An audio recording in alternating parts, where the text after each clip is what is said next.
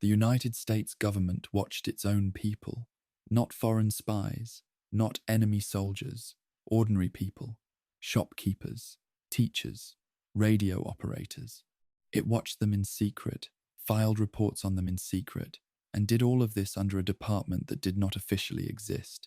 No name, no budget, no public record. And when the bombs fell and Washington, D.C. burned to ash, those files survived. They are still there today, sitting in broken terminals beneath the ruins of the National Mall, waiting in the dark for anyone willing to read them. Tonight, we are going to read them.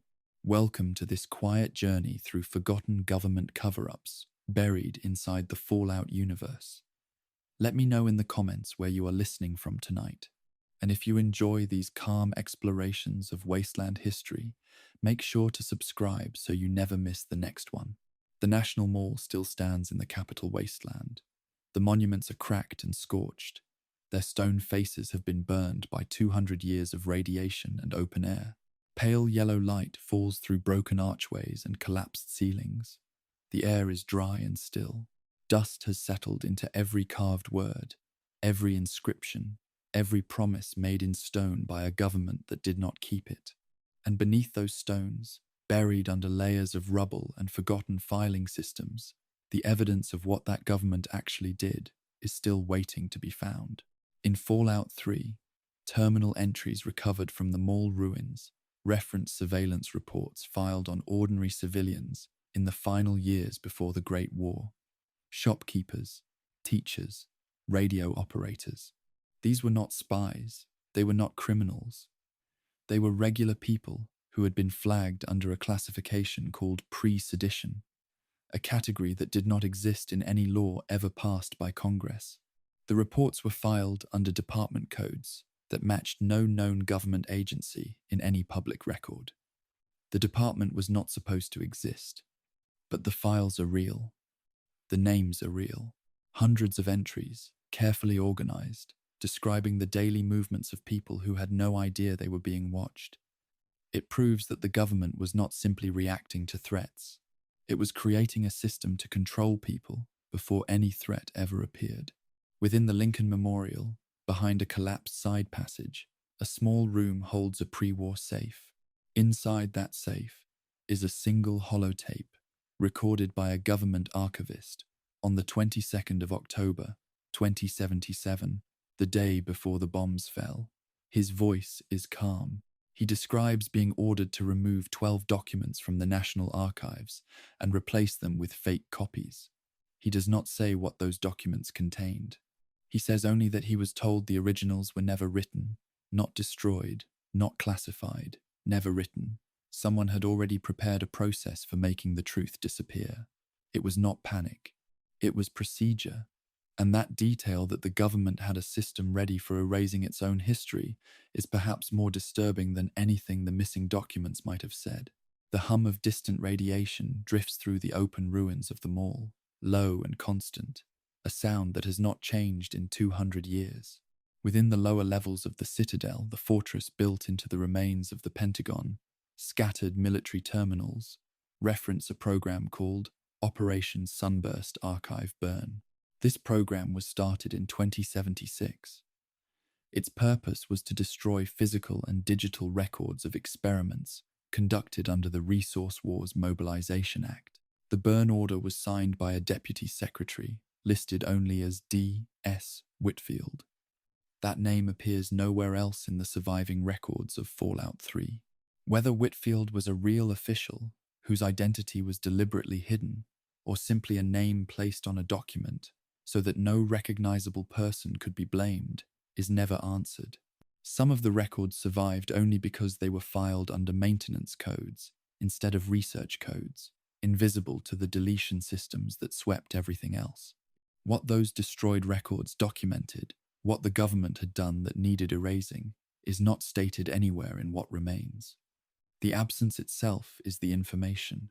Just beyond the base of the Washington Monument, a pre-war maintenance tunnel runs beneath the radio tower that Three Dog would later use to broadcast Galaxy News Radio across the wasteland. Below that tower, a Department of the Interior Communications officer left behind a series of terminal logs.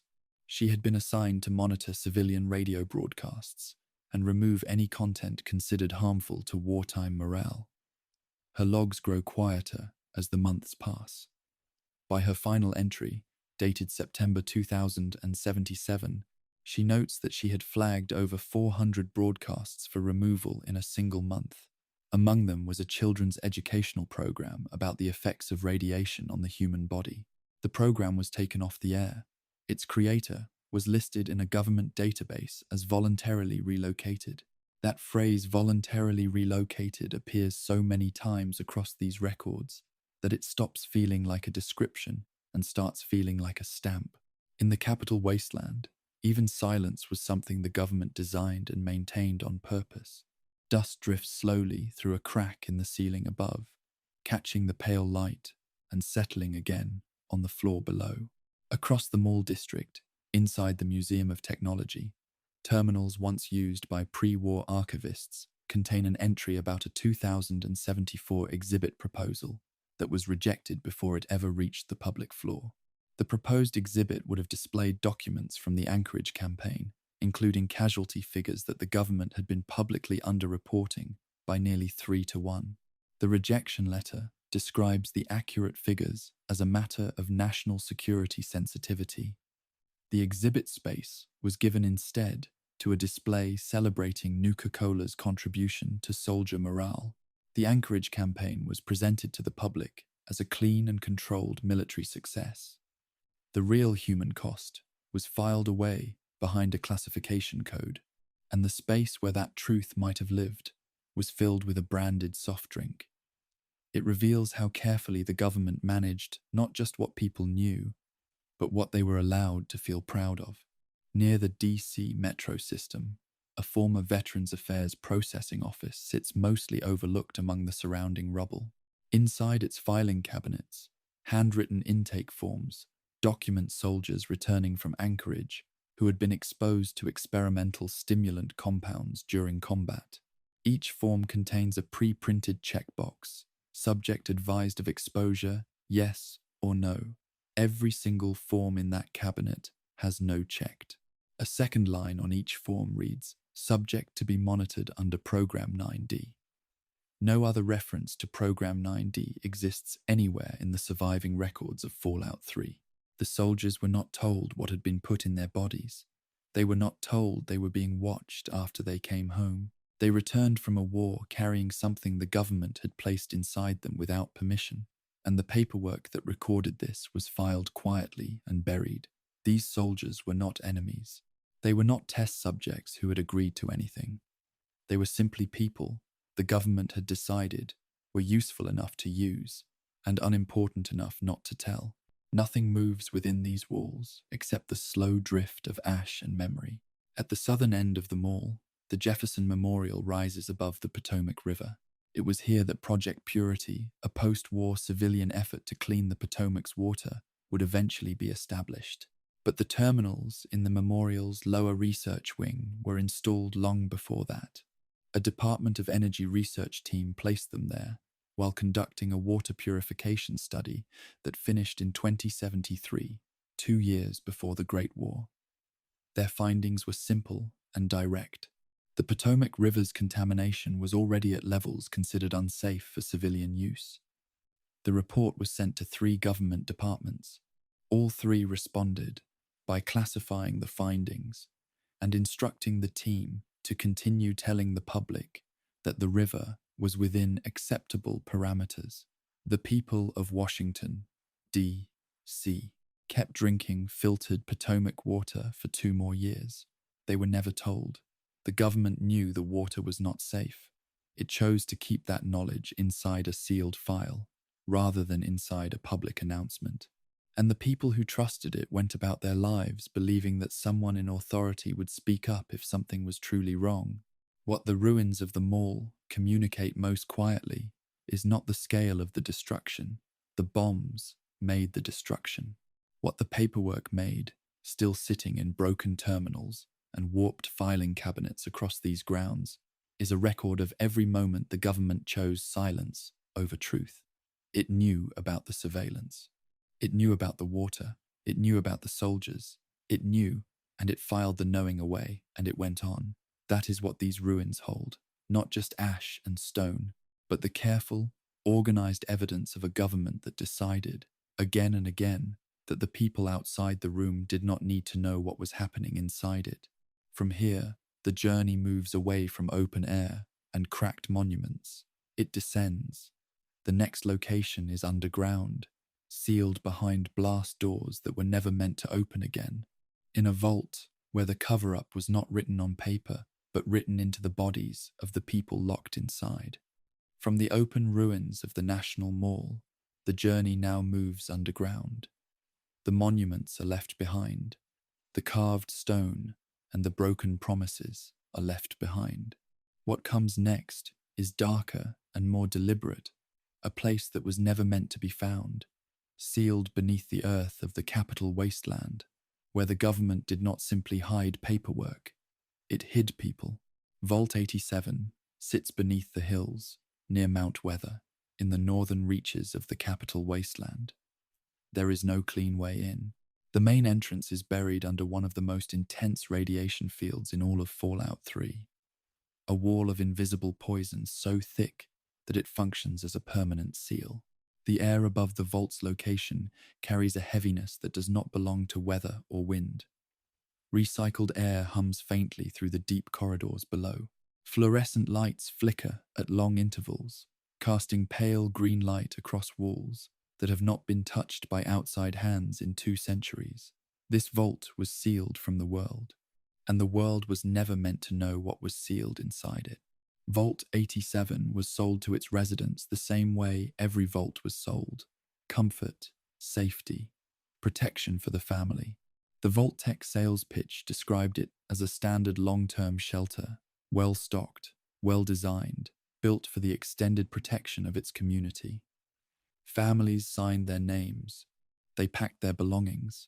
They walked through the blast door believing they had made the right decision. But Vault 87 was never designed to shelter anyone. Vault-Tec's internal records, preserved in the vault's deepest terminals, document the actual experiment clearly. The entire resident population was to be exposed to a modified strain of the FEV, the forced evolutionary virus, a biological agent capable of rewriting human biology at the cellular level within weeks of the vault door sealing. Not months, not years, weeks. The families who moved in were not residents. They were subjects, and not one of them was told. The soft whir of unseen machinery carries through the lower corridors, steady and indifferent. One of the more overlooked details buried in Vault 87's research wing concerns the origin of the FEV strain used in the experiment. The virus used here was designated FEV2, a modified version of the original formula. A single procurement log, easy to miss among the other terminal entries, lists the delivery source not as West-Tech's California research facilities, where FEV was officially developed, but as a location recorded only as DC Facility Sub-7. That name does not appear on any map in Fallout 3. It is referenced nowhere else in any surviving record. No connected location was ever found. Whether this was a hidden facility operating beneath Washington, D.C. itself, or a reference to a storyline that was removed before the final records were sealed, remains unanswered. What it suggests is that the FEV strain used in Vault 87 came from somewhere that the official history of the virus was never designed to acknowledge. The government's concealment of FEV research ran deep enough that even the preparation of its subjects was hidden behind careful language. Inside Vault 87's terminal records, a memo from a Vault-Tec administrator to the Vault's overseer is timestamped 9 months before the Great War, before any bomb had fallen, before any emergency existed that might justify what the memo instructs. The overseer was directed to begin what the memo calls soft preparation of the resident population. Food rations were to be gradually reduced, work shifts were to be extended, and mild anxiogenic compounds, substances designed to increase stress and anxiety, were to be introduced into the vault's water supply without the residents' knowledge. The stated purpose was to weaken the residents' immune systems before FEV exposure in order to accelerate observable mutation timelines. The overseer's entire reply is a single line. Understood. Will proceed as instructed. No hesitation, no question, no record of any concern. The experiment had not yet begun, and already the people inside the vault were being changed without their knowledge. Pale green light pulses once across the ceiling and then settles back into its dim, steady glow. The super mutants that eventually emerge from Vault 87 and spread across the capital wasteland carry a detail that is easy to overlook. Their physical appearance, their skin tone, their size, the specific structure of their mutations differs in measurable ways from the super mutants encountered on the West Coast in Fallout 1 and Fallout 2.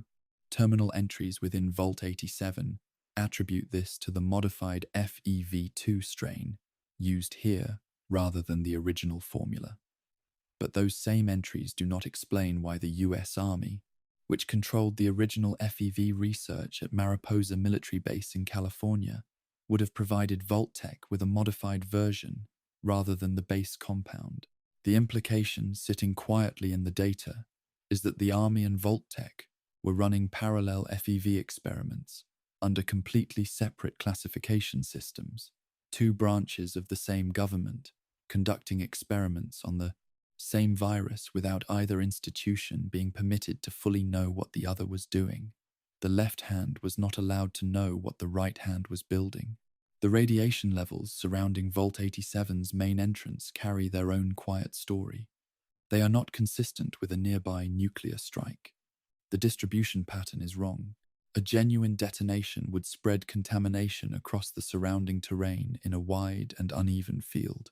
The radiation at Vault 87's entrance is concentrated specifically at the entry point, dense, focused, deliberate. What the law suggests is that this radiation field was not the result of the war. It was the result of a decision made after the vault sealed. A radiological event conducted at the entrance specifically to prevent anyone inside from ever leaving and to prevent anyone outside from ever entering without dying in the attempt. No record in Fallout 3 names who made that decision. No terminal entry acknowledges that the field exists for any reason beyond natural contamination. The cover-up extended even to the mechanism of the containment itself. The silence between the generator cycles is long and absolute. Among the holotapes recovered from Vault 87's accessible sections, one stands apart from the others. It was recorded by a researcher identified only as Dr. Pham. Her voice throughout the recording is calm and measured, the voice of someone trained to describe difficult things without allowing their tone to betray what they feel. She documents the first week of FEV exposure for the Vault's resident population. 17 subjects showed observable changes. 4 subjects did not survive what she calls the initial inflammatory response. The remaining 13 showed promising mutation progression. These are the words she uses. Promising. Then, near the end of the recording, she notes something that gives the holotape its particular weight. 3 weeks before the vault sealed, before the experiment began, she had filed a formal, ethical objection to the experiment's timeline.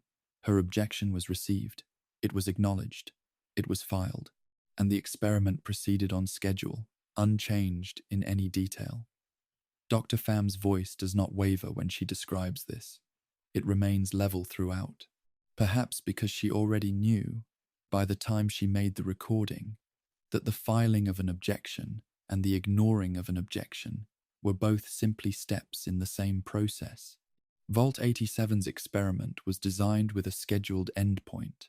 Internal records indicate that a full population assessment was planned for the 10-year mark, the year 2087, a decade after the bombs fell. Someone was intended to return to this vault, open the blast door, and document what the FEV2 strain had produced. That return visit never happened. The scheduled assessment exists in the Vault's administrative records as a planned event with no corresponding completion entry.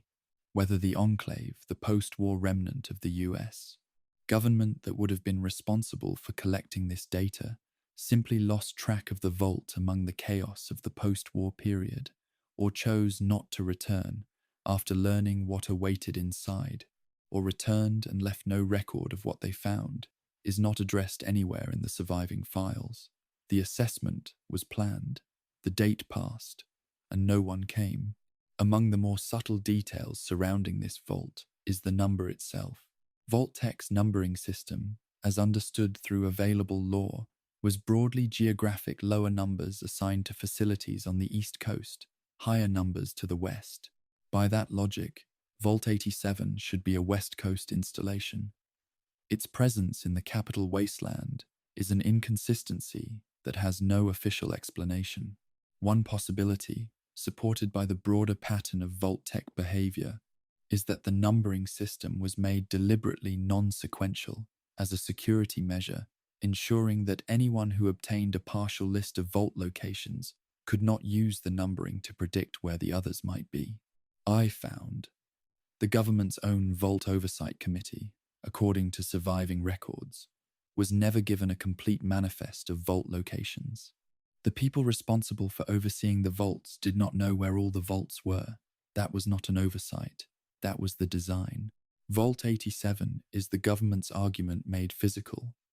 The people inside were not citizens whose rights required protection. They were variables whose reactions required measurement.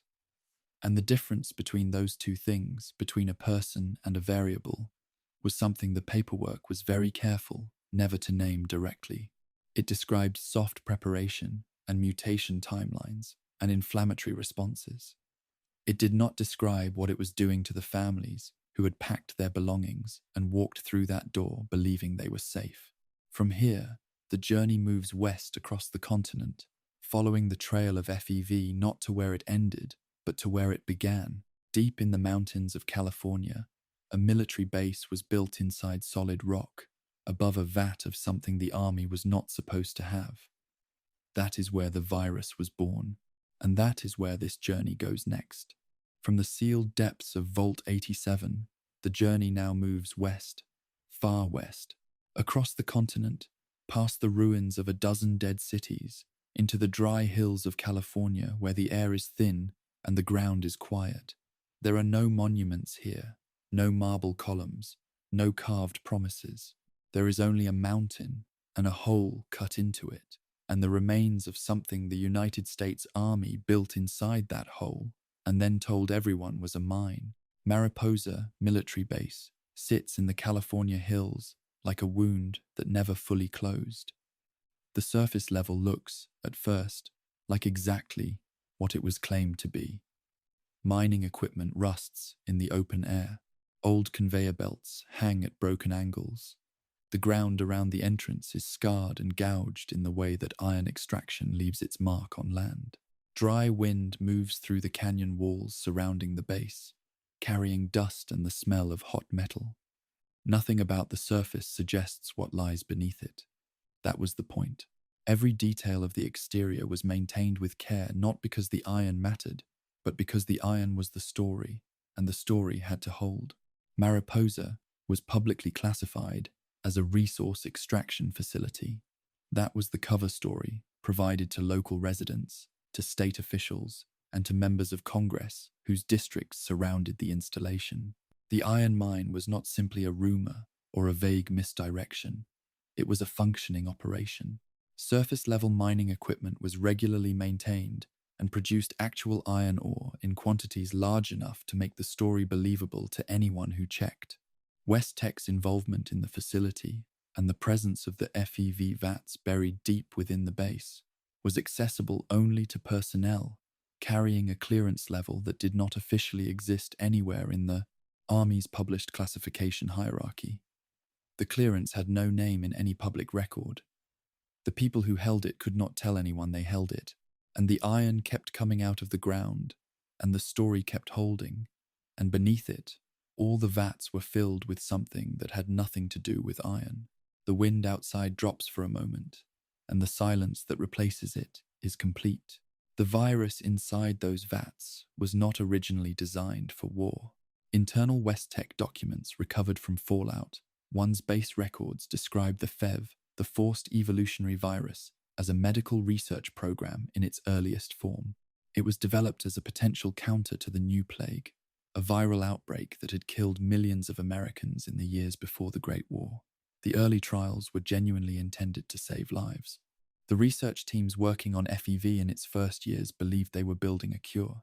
The moment the army recognized the virus's mutation potential and reclassified the research from medical to military was documented in internal records.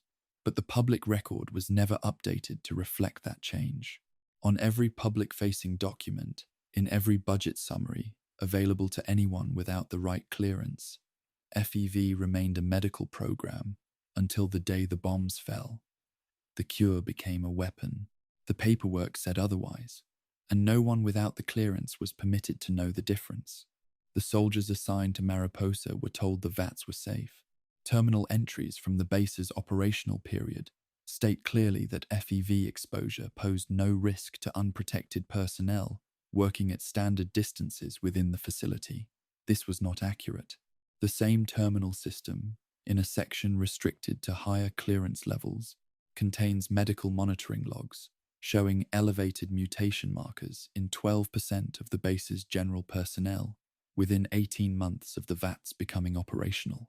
Those personnel were not informed of their results. Their medical files were marked within acceptable range and filed under a separate classification code that kept them invisible to standard medical review.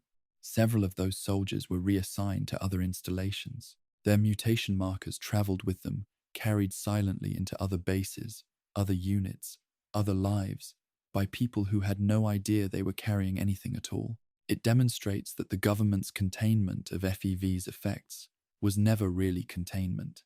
It was documentation without disclosure, which is a different thing entirely. Pale dust settles across the broken surfaces of the base's lower corridors, undisturbed for decades. The most significant consequence of Mariposa's cover-up was not what it kept hidden. It was what it left behind. When the Master, the primary antagonist of Fallout 1, a being of extraordinary and terrible intelligence, sent his forces to occupy Mariposa, they found the base's research documentation still intact and accessible in its terminal systems.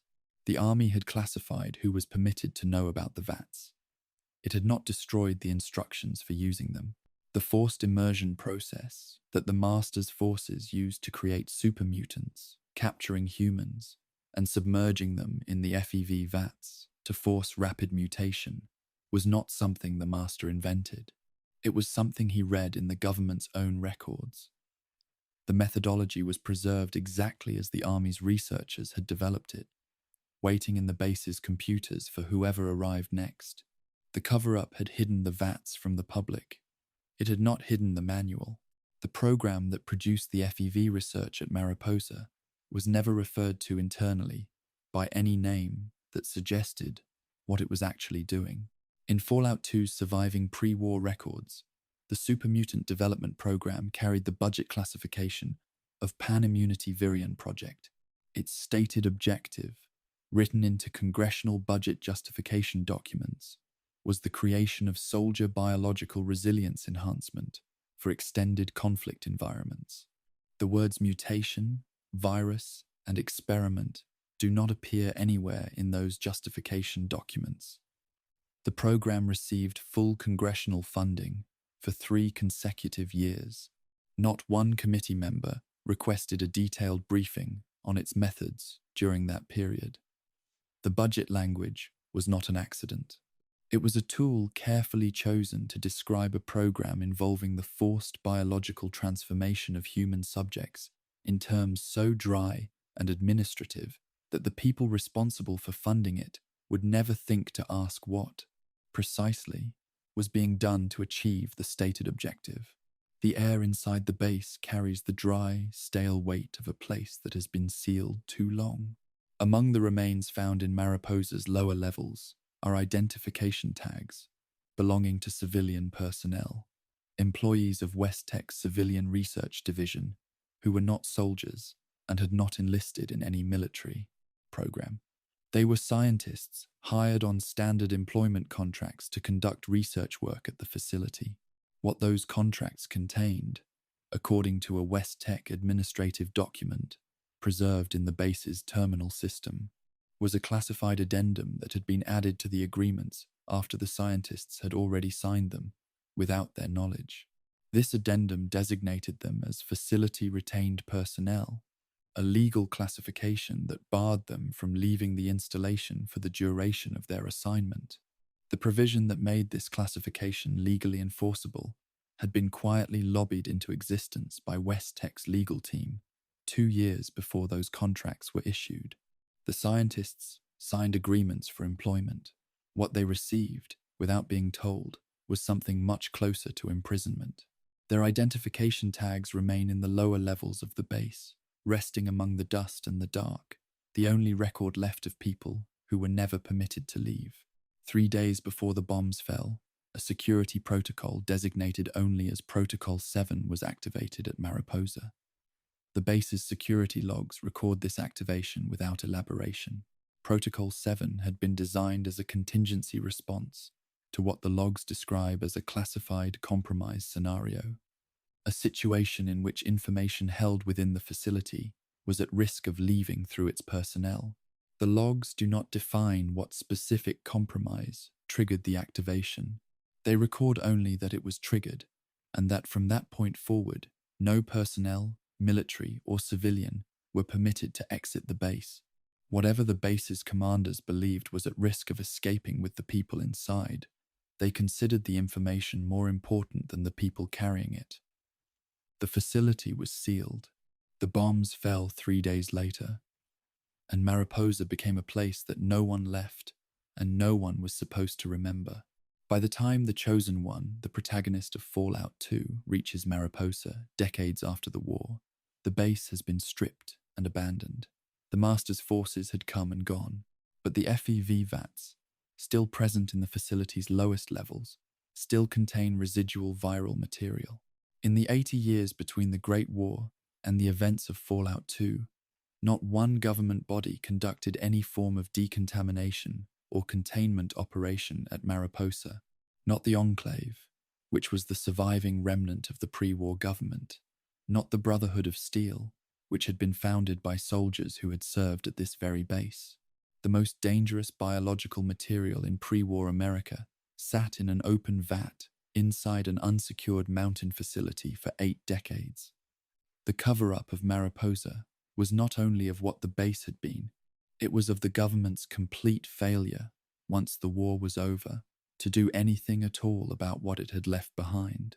What Mariposa demonstrates is that cover-ups do not require malice to sustain themselves. They require only the continued absence of anyone willing to ask the question that the paperwork was never designed to answer. The iron kept coming out of the ground, the vats kept filling, the budget kept being approved, and no one in any room that mattered ever said the word that was written on the wall of every classified terminal in the building. From here, the journey moves east, not to the open ruins of Washington, D.C., but beneath them, deeper than before. Beneath the mountains of West Virginia, a bunker was built to outlast everything. The government's survivors believed they could manage the post-war world the same way they had managed the pre-war one, from behind a sealed door, in a room that no one else knew existed. From the California hills and the ruins of Mariposa, the journey moves east, not to the open air of any wasteland, not to the surface of any ruined city. This time, the journey goes underground beneath the mountains of West Virginia, beneath a resort that still stands largely intact above the tree line of Appalachia, into a facility that was built to outlast the end of the world and very nearly succeeded. The White Spring Resort sits in the Appalachian highlands like something preserved in amber. Its white exterior walls are still recognizable. Its grounds still carry the shape of a place that was once carefully maintained. Mountain mist drifts through the surrounding forest, soft and slow, and the air here is cooler than the wasteland below. But the resort is not what this chapter is about. What this chapter is about lies beneath it, accessed through a door that most people in the pre-war world never knew existed, leading down into a bunker that was never supposed to appear in any public record at all. The White Spring Congressional Bunker was never disclosed to the American public. Its existence was classified above the standard continuity of government designations used for facilities like Raven Rock, which were themselves already classified. This means that the members of Congress who used the bunker were, in effect, hiding a survival facility from the very oversight committees responsible for approving budgets for survival facilities. A congressional record from 2074, preserved in the bunker's own archives and accessible in Fallout 76, shows a budget appropriation listed as Appalachian Resort Infrastructure Maintenance. When that appropriation is cross-referenced with the actual construction records stored in the bunker itself, the timelines match precisely. The resort was real. The maintenance budget was not for the resort. The money was routed through a functioning civilian hotel to build a classified underground installation, and the appropriation was worded so that no committee member, without the right clearance, would ever think to question what the maintenance actually covered. It reveals that the cover-up was not improvised in a moment of crisis. It was planned, budgeted, and approved years in advance. The hum of functioning power systems carries through the bunker's corridors, steady and even, a sound that has not changed since before the bombs fell. Not all members of Congress were told the bunker existed. Terminal entries within the facility make this clear. Access was determined by a classified subcommittee whose own membership was itself classified, meaning that even the process of deciding who would survive was hidden from those who were not selected. Senators and representatives who were not on the access list were given standard continuity of government assignments. They were directed to public fallout shelters and FEMA-managed sites. They were not told that their colleagues had a significantly better option, waiting beneath a resort in the West Virginia highlands. The selection criteria for bunker access, according to one terminal entry, included a phrase describing strategic value to post-war governance reconstruction. In practice, the records suggest this corresponded closely to seniority, party affiliation, and membership on the committees that controlled defense appropriations. The people who funded the secret decided who the secret would protect. Everyone else was given a shelter and not told the difference. The AI system that now manages the White Spring bunker is called MODUS. It was designed to support the congressional survivors in building a functioning post-war government.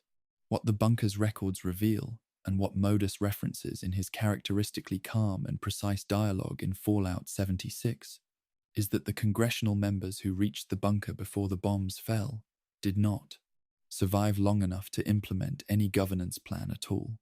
Terminal entries document internal conflicts in the bunker's first years, resource disputes, escalating tensions between factions that had carried their pre-war political rivalries underground with them, unchanged. Modus classifies what followed as population attrition events, a phrase that describes, in the flattest possible bureaucratic language, the complete disappearance of the government the bunker was built to preserve. By the time any real post-war planning might have begun, the congressional survivors were gone. Modus was left to manage a government infrastructure with no government inside it. He has been doing so with careful attention to every protocol ever since. A bureaucracy that outlasted its own institution, maintained by a machine that was never designed to question whether the institution still deserved maintaining.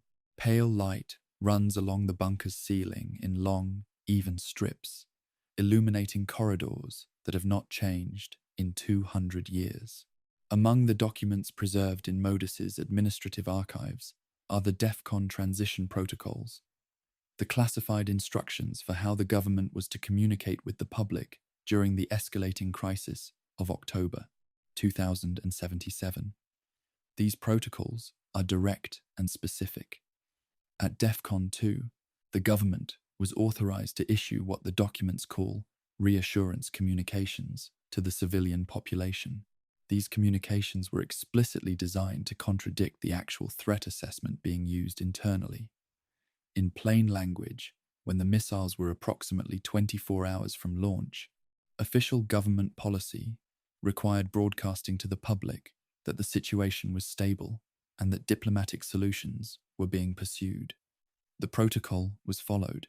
Public broadcasts in October 2077 maintained that the crisis was being managed.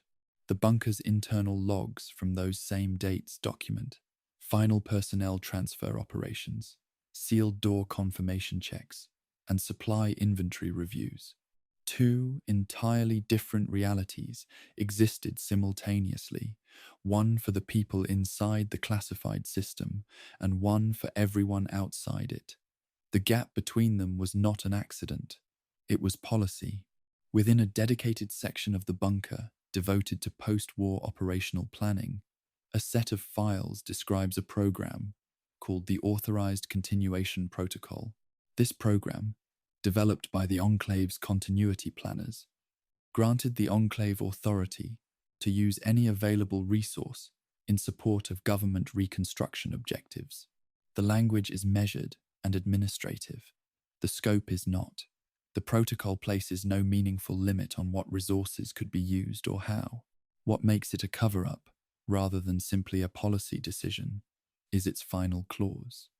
The protocol was classified at a level that would have prevented any surviving non-enclave government body from legally challenging it.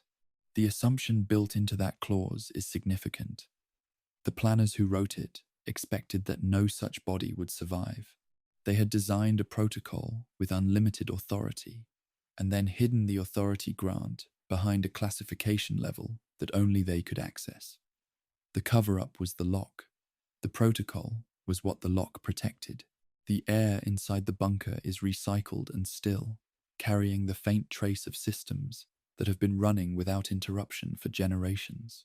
The White Spring Resort above the bunker served a purpose beyond simply providing a cover story. Its pre-war guest records, accessible in the resort's management terminals in Fallout 76, show that a significant portion of bookings in 2075 and 2076 were made under government travel accounts corresponding to agencies that do not appear in any published federal directory. Classified personnel were checking in as resort guests. The bunker below was being prepared, stocked, and staffed during those same dates. The resort functioned as a transit point, a location where government personnel could arrive, move through, and descend below ground without attracting the attention that a direct visit to a classified military installation would have produced. The civilian guests enjoying the resort's pools and restaurants during those years had no idea what was happening beneath their feet. The classified world and the ordinary world occupied the same building, separated only by a door that most people in the building had no reason to look for. Inside the bunker's medical wing, pharmaceutical inventory records document a stockpile of a substance listed only as Compound 77. The inventory describes it as a preventative neurological stabilizer with classified distribution protocols. The quantity recorded is substantial enough, based on the dosage figures in the same record, to medicate several hundred people for an extended period. The bunker was designed to house fewer than 100 individuals. The excess was never intended for the bunker's own population. No transfer record, no delivery manifest, and no destination note accompanies the stockpile entry. The compound was stored here in quantities that only make sense if it was meant to go somewhere else, to be administered to people who were not inside this bunker, for a purpose that the record was designed not to describe. One of the most revealing terminal chains in the entire bunker is accessible through Modus's political archive section. It describes a post-war population management framework developed by the government's continuity planners before the bombs fell. This framework sorted the anticipated post-war civilian survivor population into 4 categories: viable, reconstruction assets; limited, utility survivors; acceptable, attrition population; clearance priority targets. The document that defines what each of these categories means in operational terms, what the government planned to actually do with the people placed in each one, is not present in the bunker's files. Only the category names survive, listed in a project summary table that references the full document by a filing code. The filing code leads nowhere accessible. What the government intended for survivors, classified as acceptable attrition or as clearance priority targets, is not stated anywhere in any record that remains. The absence of that document is the cover-up in its clearest form, not information that was hidden, but information that was removed so completely that only the outline of its existence remains. The bunker beneath the White Spring was built to preserve the government. What its records preserve instead is the evidence that the government's primary concern, even at the end of the world, was the continuation of its own authority over the people it had been elected to serve. The protocols, the population categories, the classified subcommittees, the resort transit point, all of it points in the same direction, not toward the survival of the American people, toward the survival of the American government's control over them. From here, the journey moves further than any land-based location can carry it. The next destination is offshore, out past the California coastline, into the open waters of the Pacific Ocean, where a structure was built on an oil platform to house the last remnant of the United States government, a place so isolated that the people inside it eventually concluded they were the only real Americans left. And that conclusion, they believed, gave them the right to decide what happened to everyone else. The White Spring bunker was underground, but it was still connected to land, still part of a continent. What comes next is different. From the mountains of West Virginia, the journey travels west and then out past the coastline, past the shallow water, into the open Pacific Ocean, where the horizon is empty in every direction, and the only structure visible for miles is a steel platform rising from the water like a monument to isolation. The Enclave oil rig sits in the Pacific, with no landmark nearby and no road leading to it. The ocean around it is quiet and grey. Salt air moves across the platform's upper levels. The water below is deep and cold. Nothing about the rig's exterior suggests anything beyond an industrial installation, a place for extracting oil from the ocean floor. That was the cover story.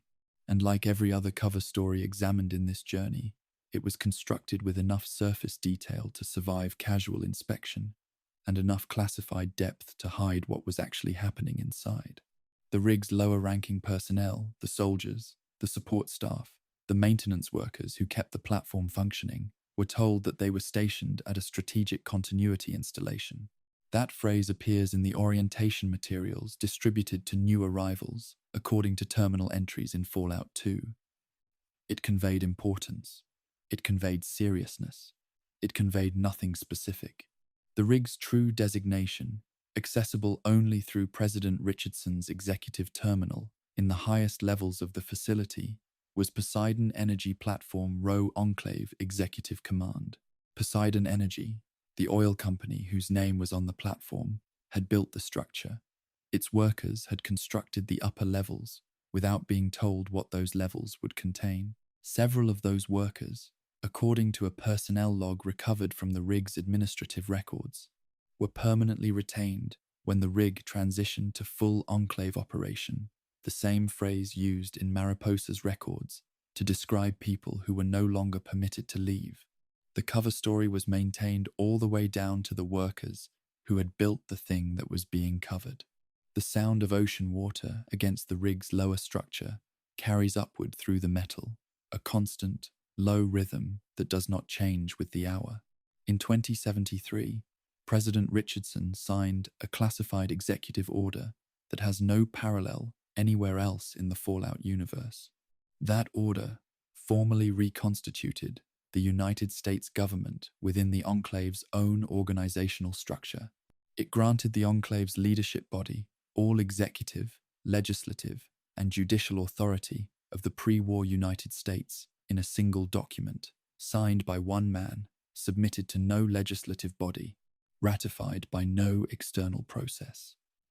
The Enclave declared itself the legitimate government of America in a classified file that no one outside the rig was ever intended to read. The Chosen One, the protagonist of Fallout 2, is one of the very few people outside that platform who ever does. Richardson, when confronted with the contents of that order, does not appear to understand why it should be troubling. To him, it is simply the logical continuation of authority. The cover-up is complete enough that even its author cannot see it as a cover-up.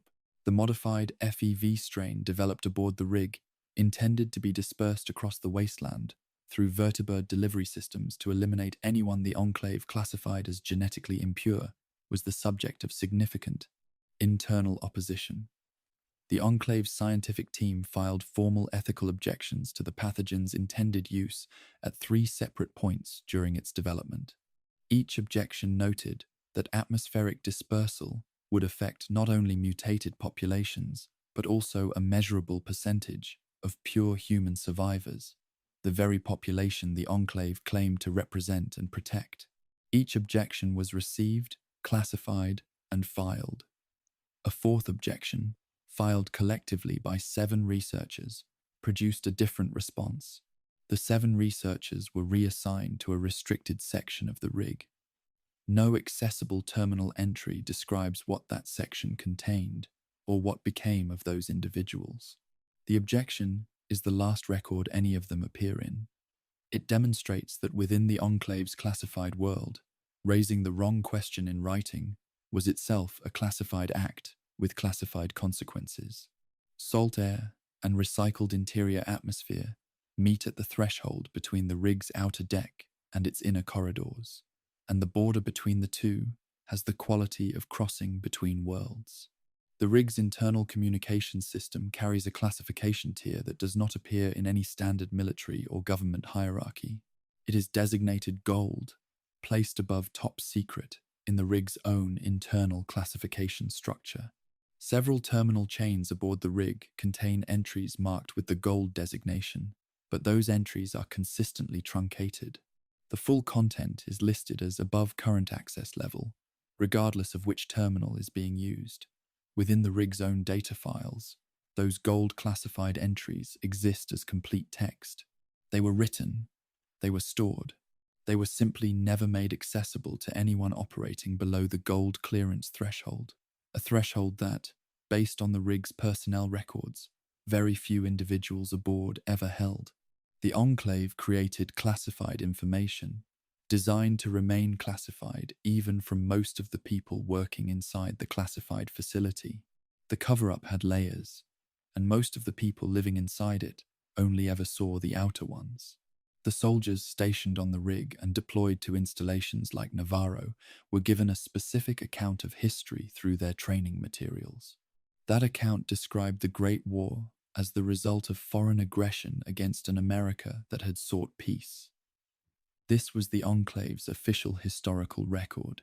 The actual history of the pre-war period, documented across Fallout 1, Fallout 2, Fallout 3, the Fallout TV series, and multiple supporting lore sources, describes an America that was an active and often aggressive participant in the resource conflicts that produced the war, the Anchorage invasion of Canadian territories, the resource wars fought across multiple continents, the diplomatic failures on every front.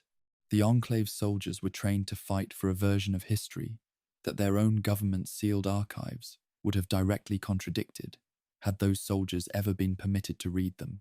The cover-up of the war's true causes was not something the Enclave stumbled into. It was something they maintained deliberately through training materials and controlled information access, because soldiers who understood the actual history might ask questions that the official record was not designed to answer.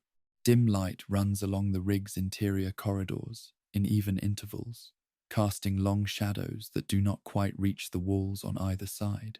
The Vertibird, the advanced rotary aircraft that gives the Enclave a significant tactical advantage throughout Fallout 2 and Fallout 3, is presented in the lore as exclusively Enclave technology. No other faction possesses it. The implication is that the Enclave developed it independently through the scientific resources of the rig. What terminal entries aboard the oil rig reveal is that Vertibird development was a pre-war United States military program. It was funded through standard defense appropriations. It was developed by military engineers.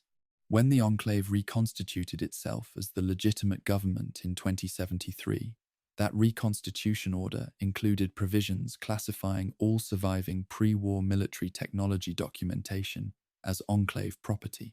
The vertibird program was claimed, reclassified, and folded into the enclave's own institutional identity through a document that no one outside the rig was permitted to read. The Brotherhood of Steel's eventual acquisition of vertibird technology in Fallout 3 is treated in the law as a major intelligence accomplishment. What they actually acquired was hardware originally built with public military funding, reclassified as private institutional property through a secret executive order signed by one man on an oil platform in the middle of the Pacific Ocean. President Richardson's dialogue, when explored fully in Fallout 2, contains a detail about the Vault program that is easy to overlook. Richardson does not describe the Vaults as a Vault-Tec initiative that the government approved and funded. He describes them as a government initiative that Vault-Tec was contracted to build. The distinction is significant. It places the United States government, specifically the Enclave's predecessor body, as the intellectual author of every Vault experiment. Vault-Tec was the instrument. The government was the hand holding it. The FEV VATs in Vault 87, the annual sacrifice in Vault 11, the biological control agents in Vault 22, all of it, by Richardson's account, traces back not to a corporation operating under government contract, but to a government that used a corporation as its public face. Richardson states this without apparent discomfort. The cover-up, for him, is simply the background of his entire existence. Among the personnel files in the rig's accessible records are entries for individuals classified as Heritage Staff Enclave members, whose family connection to the organization predates the Great War by 2 or 3 generations. These people were born on the rig or in Enclave installations and raised entirely within the classified world. They had never walked in the wasteland. They had never spoken to anyone outside the Enclave's approved population. Their entire understanding of America, of what it had been, of what it was owed, of what justified the decisions being made on their behalf, was built entirely from classified documents and the accounts of people who had every reason to present those documents favorably. For them, the cover-up was not something that had been done to them. It was the only world they had ever known. The walls of the rig were not a containment. They were a home, and the truth outside those walls had simply never been permitted to reach them. The oil rig demonstrates the cover-up at its most complete form, not as a decision made by specific individuals with specific intentions on a specific day, but as an environment, a world, a set of walls inside which the truth had simply never been allowed to exist, and the people born inside those walls had never been given any reason to go looking for it. The journey now leaves the ocean.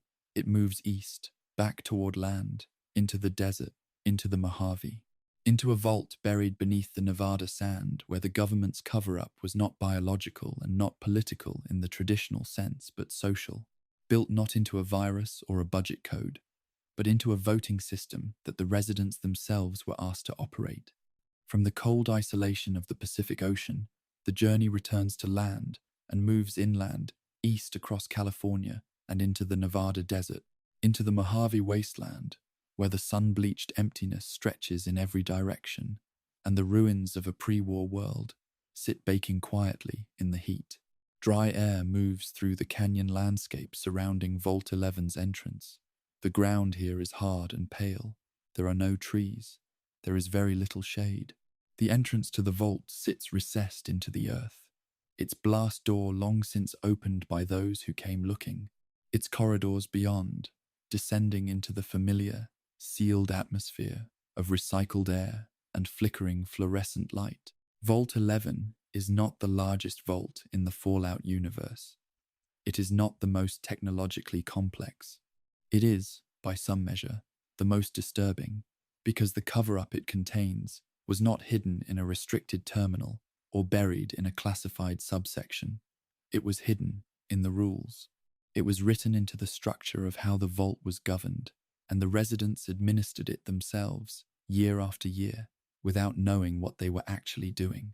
Vault 11's experiment required its residents to sacrifice one of their own each year to the Vault's automated overseer system.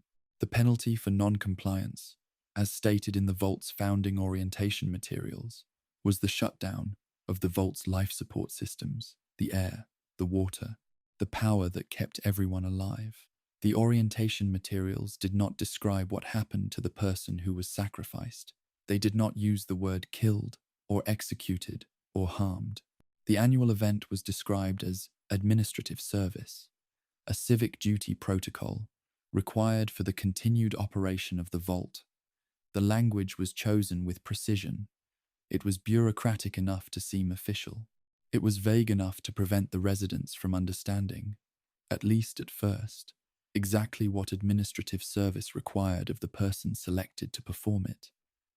The cover-up was not in a filing cabinet. It was in the wording of a document that every resident of Vault 11 was given on the day they arrived. The soft mechanical hum of the Vault's automated systems carries through every corridor, steady and unchanged, indifferent to everything that has happened within these walls.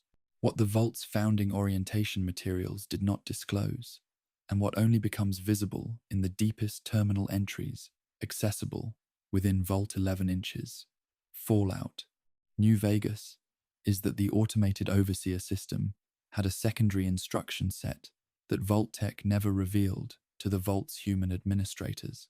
If the residents ever collectively refused to conduct the sacrifice, if they chose, as a group, not to vote and not to comply, the automated system was designed to stand down entirely. The life support would not shut off. The residents would not be harmed. They would instead be released, with the Vault's resources intact, free to leave. The sacrifice was never mechanically necessary for the Vault's survival. It was a test, specifically, a test of whether a population told that compliance was required for survival would continue to comply, even when the compliance itself was lethal. The residents of Vault 11 complied for decades. They organized votes, they selected names, they carried out the administrative service, and the system that told them they had no choice had always contained, in its deepest instruction layer, the option to simply stop. The political structure that formed inside Vault 11 around the annual sacrifice developed over the years into something that mirrors the mechanics of pre-war American politics with uncomfortable precision. Factions emerged around the question of who should be nominated. Promises were made in exchange for votes. Alliances shifted depending on who controlled the nomination process in any given year. A group called the Voters Committee eventually consolidated enough influence to effectively control which names were put forward and used that control to remove political opponents from the Vault's population under the formal language of civic necessity. The terminal records within the Vault document this progression in detail. What those same records suggest is that Vault-Tec's designers had anticipated it. The development of political factions around the sacrifice mechanism was noted in internal project assessments as a secondary data point of interest. The suffering produced by the system was being observed and categorized alongside everything else. Dust has gathered along the base of the Vault's walls in long, undisturbed lines, the accumulation of years without movement. The Vault's original administrative staff, the individuals placed in Vault 11 by Vault-Tec before the general resident population arrived, knew the full parameters of the experiment. Their personnel files contain a confidentiality classification that goes further than a standard non-disclosure agreement. The agreement had been amended after the staff members had already signed it, without their knowledge, to include a clause that prevented them from ever disclosing the experiment's true nature to any resident under any circumstances. The clause covered personal distress. It covered moral objection. It covered direct questioning from residents who suspected something was wrong. These staff members were legally bound, for the rest of their lives, to sustain the cover-up among the people they lived beside. Their own personnel files, in a separate classification field invisible to standard review, described them not as employees or administrators, They are classified as experiment infrastructure. The cover-up required people to maintain it. Those people were classified as part of the experiment itself. Inside a small storage room, adjacent to the residential wing of Vault 11, a single holotape rests, among otherwise unremarkable items. It was recorded by a Vault staff member who identifies himself only as Administrative Personnel 7. The recording was made approximately 30 years into the Vault's operation. His voice throughout is calm and even. He states that he has maintained his non-disclosure agreement for 3 decades. He has attended the community votes. He has watched residents be selected. He has said nothing. He records on the holotape that he is not making the recording in order to confess or to object. He makes it, he says, so that when this is over, there is a record that someone inside knew. He does not describe what he believes will happen next. The holotape ends without resolution. It is a document created not to change anything, but simply to exist evidence left for no one in particular, by a man who understood that the only thing he could do was leave proof that the silence was chosen, not accidental. The experiment design of Vault 11 does not exist in isolation within the broader Vault-Tec program. Across Fallout, New Vegas, and the wider lore, vaults, including Vault 29, Vault 92, and Vault 96, share structural similarities with Vault 11 experiments centered on social dynamics, group compliance, community-directed harm, and voting mechanisms. The similarity of design across these separate vaults suggests a coordinated research agenda rather than a series of unconnected curiosities. When viewed together, the Vault experiments begin to resemble a unified research program with a consistent underlying question, specifically whether a population under institutional pressure will continue to follow instructions that harm its own members, and for how long, and under what conditions that compliance eventually breaks. These are questions with obvious applications for any government planning to manage a large post-war population it cannot fully control by force. The 5 residents of Vault 11 who finally refused the sacrifice, who collectively chose not to vote and accepted whatever consequence the system intended, discovered the secondary instruction set. When the automated overseer stood down and told them they were free to leave, 4 of them chose to leave. The 5th did not. The terminal entry recording this moment is brief. The 5th resident is not named. The entry notes only that they declined to exit and remained in the vault. The automated system records no further activity from that individual. The 4 who left emerged into the Mojave, and the available lore suggests their survival in the wasteland was not long. The cover-up had been defeated by 5 people who simply refused. The world outside offered them nothing noticeably better than the one they had walked away from. Within the Vault's automated systems, a final log entry exists dated long after the 5 survivors departed. The entry records that no resident population remains. It records that the sacrifice protocol is still active. It records that the protocol timer has reset and that the system is waiting for new residents, for new votes, for new compliance. Whether this represents a deliberate narrative detail left by the lore writers, or simply an automated system that was never instructed to stop, the effect is the same. The Vault sits in the Mojave Desert, with its systems running and its protocol active, patient in the way that only a machine designed for waiting can be patient, ready to begin again. Vault 11 is the government's logic, made social the belief that if a system is presented as necessary and the language describing it is sufficiently official, the people inside will administer it themselves. That is cheaper and tidier than administering it for them. And the records of Vault 11 demonstrate that this belief was not wrong. From here, the journey continues northwest, deeper into the interior of the Mojave, away from vaults and desert heat, toward a place where the government's research ambitions grew beyond the walls of any single installation, a research complex so vast and so strange that the scientists inside it eventually lost track of where the science ended and the secrecy began. From Vault 11 and the desert heat of the Mojave, the journey moves northwest. The canyon walls fall away. The open sky grows wider. The landscape shifts from hard-baked sand and scattered ruins into something stranger, a vast circular crater in the earth, ringed by broken terrain and the remains of structures that were never meant to be seen from the outside. This is the Big Empty, the Big Mountain Research and Development Center, a place that was publicly described as a think tank, privately operated as something with no clean description, and sealed from the rest of the world by a barrier that the people inside it were never told existed. The Big MT sits in its crater like a collection of ideas that went too far and were never brought back. Broken laboratory towers rise above the terrain.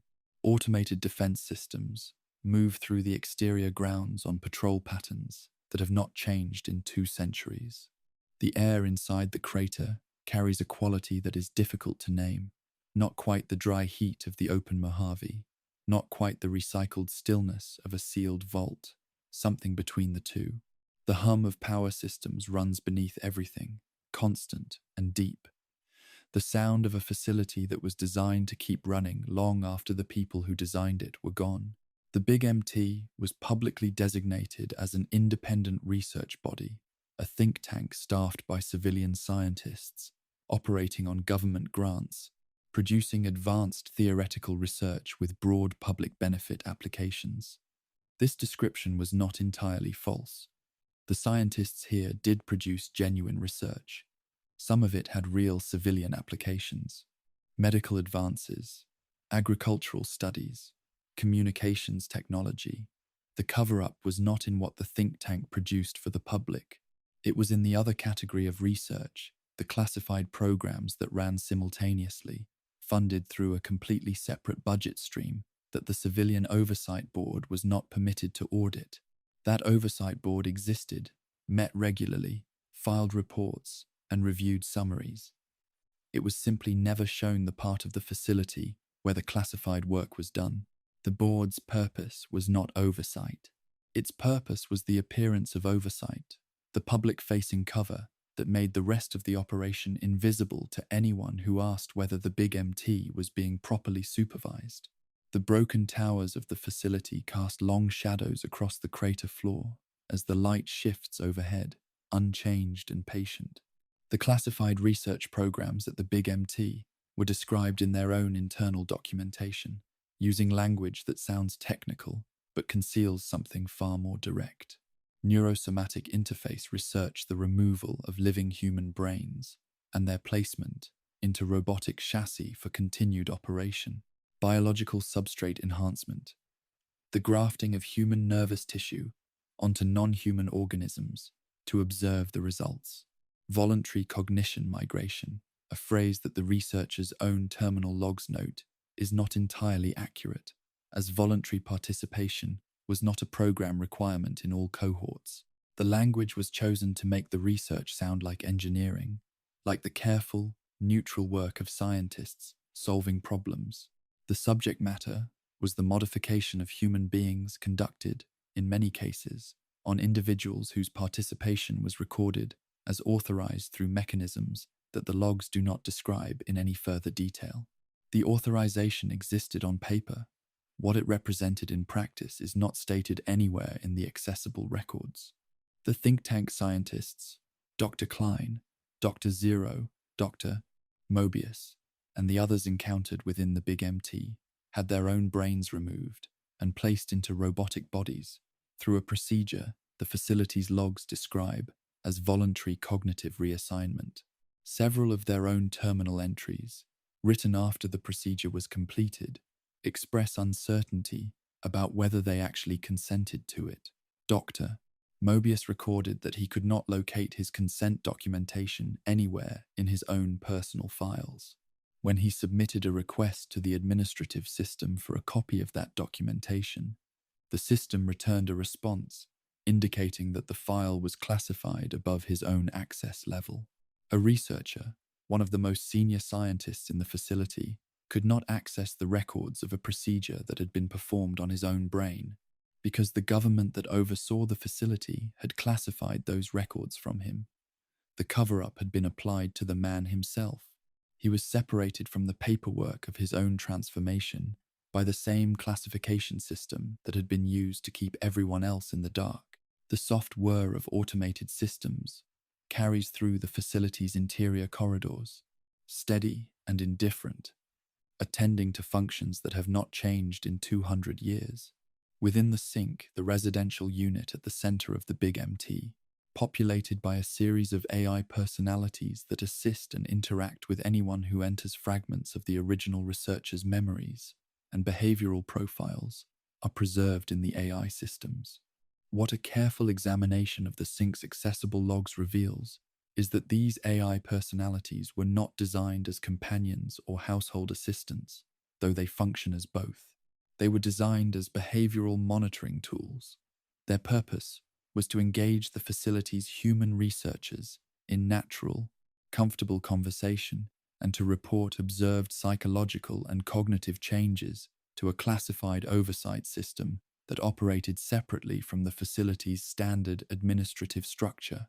The researchers were being monitored by their own appliances, the coffee machine, the book chute, the light switch. Each one was watching, recording, and reporting. The appliances themselves were not aware that monitoring was their primary function. They were, in that sense, as deceived as the researchers they were built to observe. The robo-scorpions that patrol the Big MT's exterior grounds are one of the facility's most visible remnants. Rad scorpions, fitted with cybernetic modifications that make them faster, more durable, and more aggressive than their natural counterparts. The terminal entries describing their development reveal that the Robo-Scorpion project was not initiated by the Big MT's science division. It was initiated by a government procurement office, responding to a military request for autonomous, hostile terrain, denial organisms, a phrase describing creatures modified to attack anything that enters a defined area without requiring human operators. The science division received specifications and a deadline. The ethical review process for the project is documented in the facility's records as having been completed in 3 days. The facility's own internal standards required a minimum of 90 days for any project involving the modification of living organisms. The review committee's final report is 2 paragraphs long. The project proceeded. The ethical review existed to be completed, not to produce a result that might slow anything down. Pale light moves across the facility's walls at long intervals, the automated lighting system cycling through patterns set decades before the war and never adjusted since. Among the classified project designations referenced in the Big MT's accessible archive records is one listed only as ODYSSE. It appears in 3 separate terminal chains across the facility, but it is never described in any of them.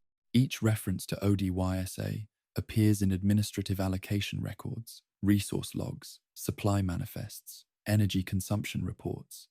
The scale of resources attributed to ODYSSE in those records is larger than any other single project documented in the facility. More personnel, more energy, more biological material, more processing time. Whatever ODYSE was, it was the Big MT's largest classified program by a significant margin. No terminal entry in the accessible records describes its objective. No researcher's personal log mentions it by name. The only evidence of its existence is the administrative paper trail left behind because the budget still had to balance and someone had to account for where the resources were going. The program was large enough to leave traces in the accounting. It was classified thoroughly enough that the traces are all that remain. The Big MT's research archive includes a formal section for terminated projects, experiments that were ended before completion and officially closed. Each entry in this section lists a project title, a closure date, and a reason for termination. The reason field, in every single closed project entry, accessible within the facility, reads identically, superseded by higher priority initiative. Not one terminated project is listed as having been ended because of harm to its subjects. Not one is listed as having been stopped for ethical reasons. or because the results were inconclusive, or because the methodology was found to be flawed. Every project that was ended because something the government considered more important replaced it. The archive records this without commentary. The suffering produced by each terminated project the subjects affected, the researchers who filed objections, the results that were never reviewed, is absent from every closure record. Only the superseding priority is noted. The archive presents this as ordinary procedure. The perimeter of the Big MT is sealed by a barrier system that prevents anyone inside the crater from leaving. Within the facility's own logs, a reference to the barrier's original design specification describes it not as a defensive perimeter designed to keep threats out, but as a personnel retention field engineered specifically to prevent the people inside the facility from leaving. The field was installed in 2069, 8 years before the Great War, at the request of the Classified Oversight Division. The researchers at the Big MT were not informed when it was installed. Many of them spent years afterward operating under the belief that they could leave the facility if they chose to. The barrier was built into the architecture of the place itself, invisible, unnamed, and undisclosed. The cover-up, in this case, was not a document or a classification code. It was the ground beneath their feet and the air around them, arranged specifically to ensure that the people inside could never choose to be somewhere else. The Big MT is the cover-up without a villain. No single person can be identified as the one who decided that the researchers should not be allowed to leave, because the decision was made in a committee, recorded in a classified annex, and carried out by a contractor whose invoices were processed by an office that no longer exists. The systems of secrecy here operated so completely and for so long that the people inside them eventually stopped being able to see the walls. From here, the journey moves east across the Mojave, through the heat and the open desert, toward a landscape that was destroyed not once but twice. First in the war that ended the old world, and again in a catastrophe that the government caused, and then buried under silence so complete that the ruins have no official name on any surviving map. The Big MT fades behind the western horizon. The journey moves east across the Mojave, deeper into the desert, toward a part of the wasteland that feels different from everything surrounding it. The sky above the divide carries a permanent storm system, dark clouds that do not move with the wind, that sit above the ruined terrain like a fixture of the landscape rather than a passing weather pattern. The ground below is broken in ways that ground does not normally break. Fault lines opened here. Structures collapsed not just from bombs, but from what the bombs triggered beneath the surface. The wind through the canyon ruins of what was once called Hopeville carries a sound that is part weather and part something harder to name. This is the divide. And the story of what happened here is one of the most carefully buried cover-ups in the entire Fallout universe. Hopeville was a civilian settlement built along a former military supply corridor in the eastern Mojave. Before its destruction, it was a functioning community, people living and working in the ruins of the pre-war world, building something that resembled stability in an unstable place. Beneath that community, buried in decommissioned military silos that ran under the settlement's foundations, a series of nuclear warheads had been stored by the pre-war government and classified as a matter of national security. The civilians living above those warheads were not told they were there. The silos were classified as inactive in every public infrastructure record. The warheads inside them were maintained as contingency ready in the classified operational records that only a small number of authorized personnel could access. Two separate truths existed about the same ground. The people standing on that ground were only permitted to know one of them. The destruction of Hopeville was triggered by an activation signal transmitted through a delivery package carried by the courier, the protagonist of Fallout, New Vegas, during a pre-war logistics run through the settlement. The courier did not know what they were carrying. The signal was embedded in the package itself, designed to transmit automatically when it passed through the corridor. The entity that designed the package to carry that signal was a government logistics system that had classified both the warhead's existence and the activation protocol as restricted information. The courier was an instrument of the cover-up without ever being told they were participating in it. The town was destroyed, the courier survived, and the government system that had arranged all of it had ceased to exist before anyone could ask it to explain what it had done. Broken stone and collapsed walls line the canyon floor, the remnants of buildings that were standing when the signal was sent and were not standing moments later. The warheads beneath Hopeville were not left there by the war. They predated the bombs by years. They were pre-war military assets stored in silos that the government had publicly described as decommissioned and inactive, while maintaining them in classified records as fully operational and contingency ready. Hopeville developed around the supply corridor organically, a post-war settlement growing in the space that a former military route had left behind, with no knowledge of what the military had buried beneath that route before leaving. The gap between the public record and the classified record was not unusual by the standards of the pre-war government. It was standard procedure. Two truths, maintained simultaneously in separate filing systems, accessible to separate groups of people, describing the same physical location in completely incompatible terms.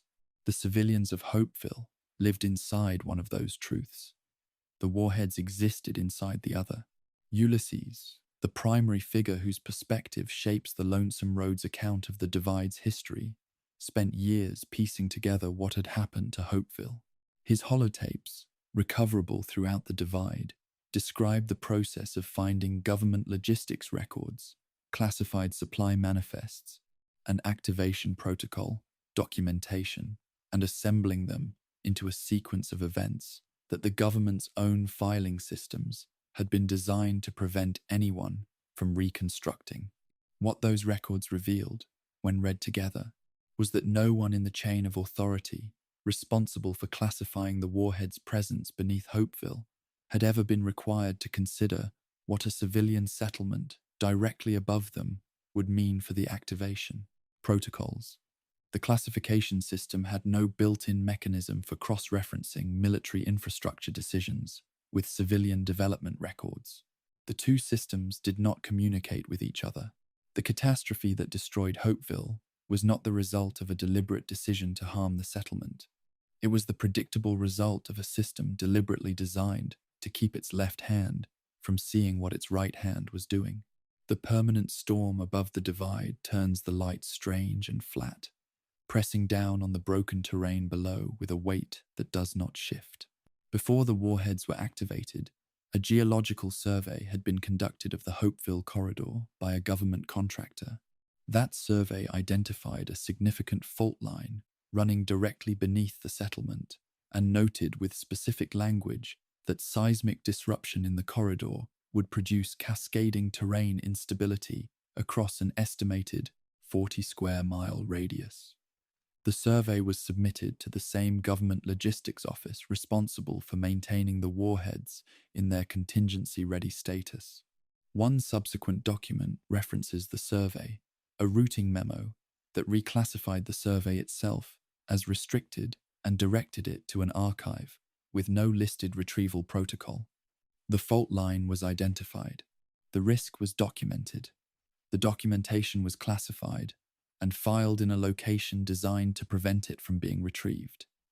The warheads stayed where they were. When the activation signal triggered them, the fault line did exactly what the survey had predicted.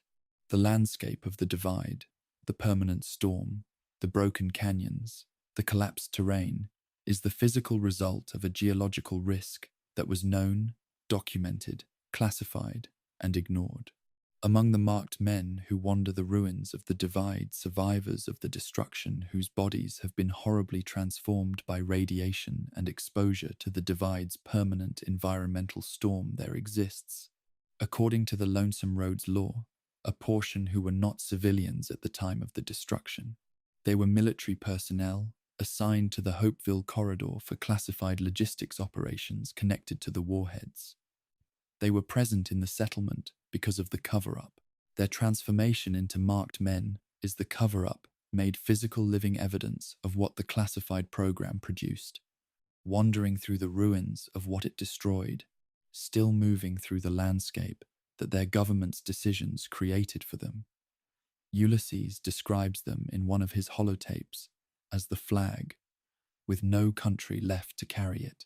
Soldiers serving a mission they were not permitted to fully understand, in a place that was destroyed by the same system they served, transformed into something their own government would have no name for. The wind through the canyon ruins carries the sound of the permanent storm above, a low and continuous pressure that does not ease. The delivery network through which the courier's pre-war logistics job was arranged carries its own quiet implication. Terminal entries from the Lonesome Road suggest that the company that booked the delivery operated under a classified service contract with a government procurement body. The courier may not have been selected for the delivery at random. The activation package required a carrier who could move through the Hopeville corridor without triggering the military security checkpoints that would have stopped a known government operative. Someone with just enough access to pass through unquestioned, but not enough clearance to understand what the package contained. Whether the courier's selection was deliberate, a specific choice made by someone in the logistics chain who understood what the package would do, or simply an incidental result of the courier being the available carrier, at the right time is never confirmed anywhere in the accessible records. The ambiguity is the cover-up's final layer. The person most directly responsible for triggering the destruction of Hopeville may have been chosen for exactly that purpose and never told. The missile silos that remain functional in the Divide, the ones still capable of launching, have been operational since before the Great War. They survived the destruction that their own activation caused. By the timeline of Fallout, New Vegas, these weapons have been sitting in an unsecured and largely inaccessible ruin for over 200 years, patient and ready. Their launch systems maintained by automated processes that have continued running without human oversight since the government that built them ceased to exist. The classified protocols that were supposed to govern when and whether those weapons could be used dissolved with the government. What remains is the hardware, the warheads, the launch systems, the access codes that the courier now carries, waiting for whoever arrives with the right combination of access and intention. The government built weapons designed to outlast any conflict they might be used in. They succeeded. The weapons are still there. The government is not. Ulysses found the records. He found the classified geological survey and the routing memo that buried it. He found the activation protocol documentation and the logistics manifests. He reconstructed the full sequence of events that destroyed Hopeville. What he did not find, and what he describes in a holotape as the most disturbing absence in all of it, was any record of accountability. The decision-making chain was documented. The survey was documented. The classification decisions were documented. No document in the entire chain contained a personal name. Every record was signed with an office title, a department code, a classification authority number.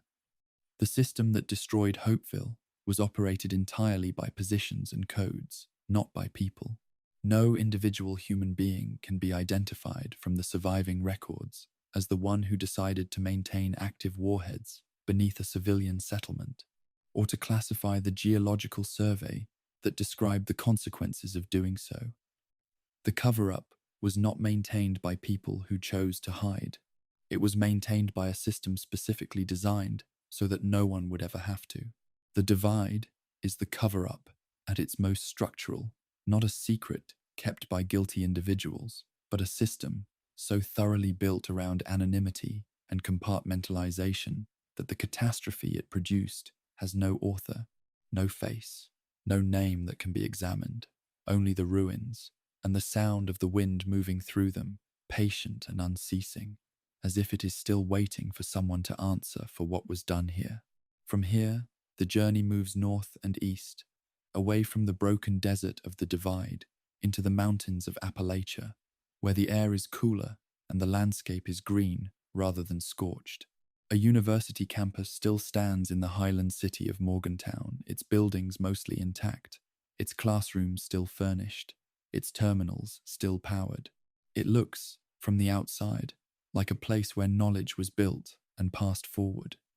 What its records reveal is something rather different. The desert is left behind. The journey moves north and east, through changing terrain, climbing into the Appalachian highlands, where the air carries moisture instead of dust, and the landscape is shaped by forest and mountain rather than canyon and sand.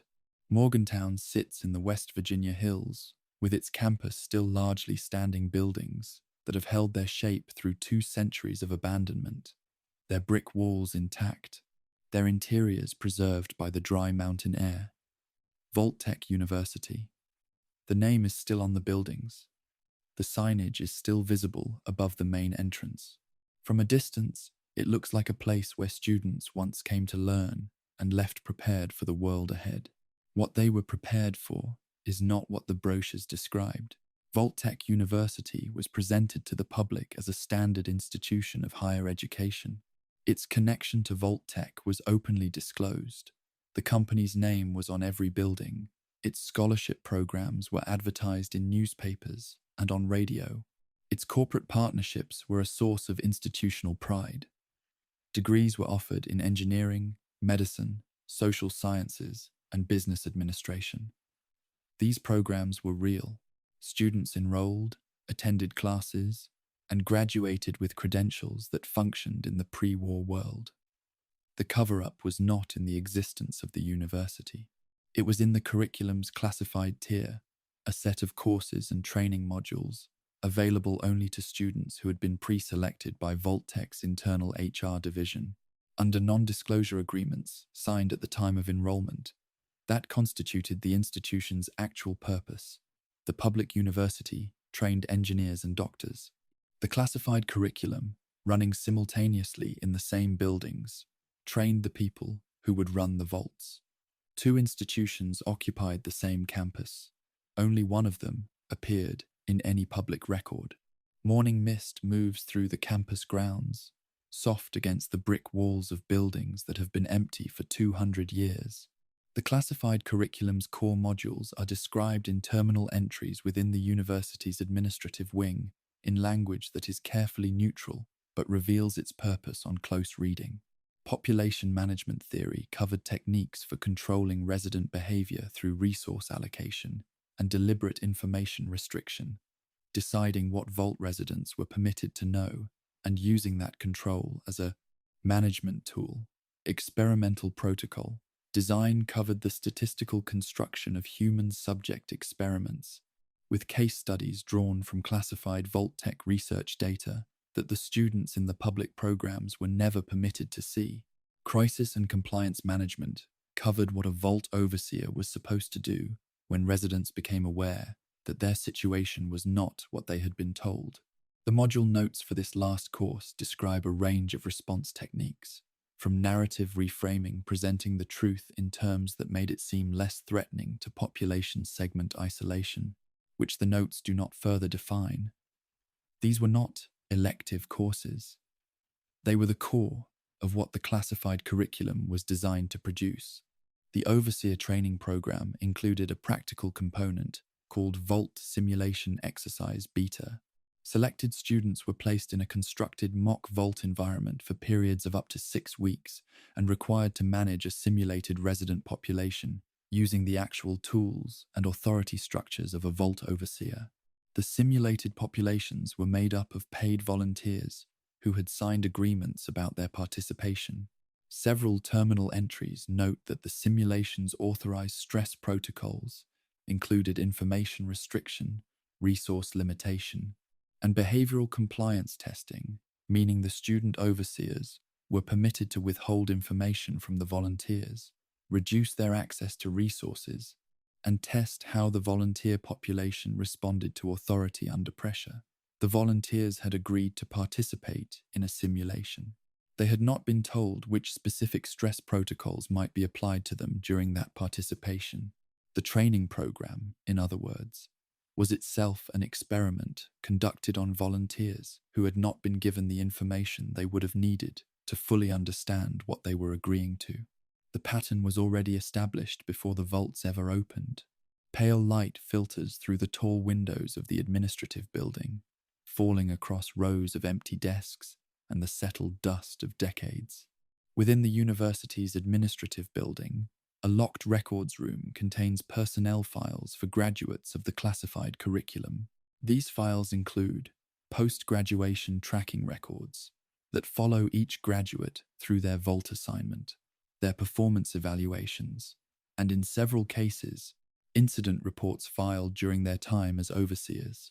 The incident reports describe situations where overseers used their authority in ways that Vault-Tec's internal oversight body classified as protocol deviations, actions outside the boundaries of what the experiment design permitted. In every accessible incident report, the concluding notation is identical. Deviation noted. Experiment continuity maintained. No corrective action initiated. The oversight body observed. It documented. It chose, in every recorded case, to allow the experiment to continue, rather than to address what the overseer had done. The correction of harm was consistently ranked below the continuation of the experiment. That prioritization was not accidental. It was built into the oversight structure from the beginning. In the chemistry laboratory building, terminal entries document research conducted under a classified government grant into a compound designated VTU Compound 14.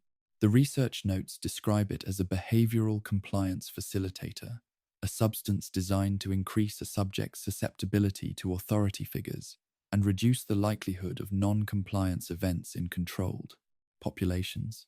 The trials described in the notes were conducted successfully. A refinement process followed.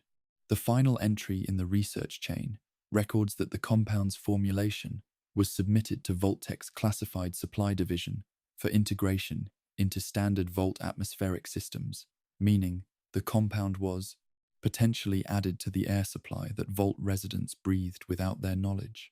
Whether VTU Compound 14 was ever actually deployed in any operational Vault is not confirmed in any accessible record within Fallout 76. The research was completed. The formulation was submitted. What happened after that submission is absent from every terminal in the building.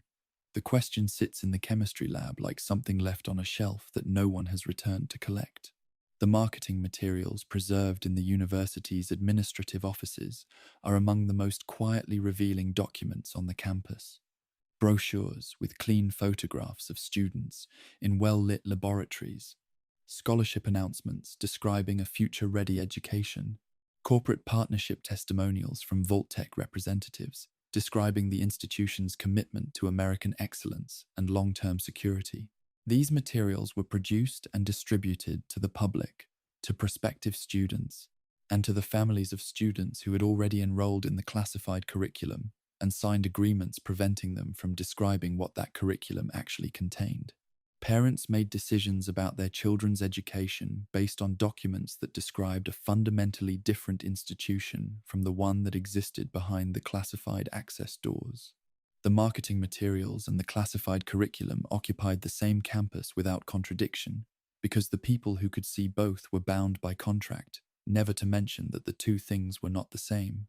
Behind the stage of the university's theatre building, a maintenance room holds the remains of a production staged in 2075, 2 years before the Great War. A playbill rests on a table, its paper yellowed, but still legible. The play was called Tomorrow's Promise.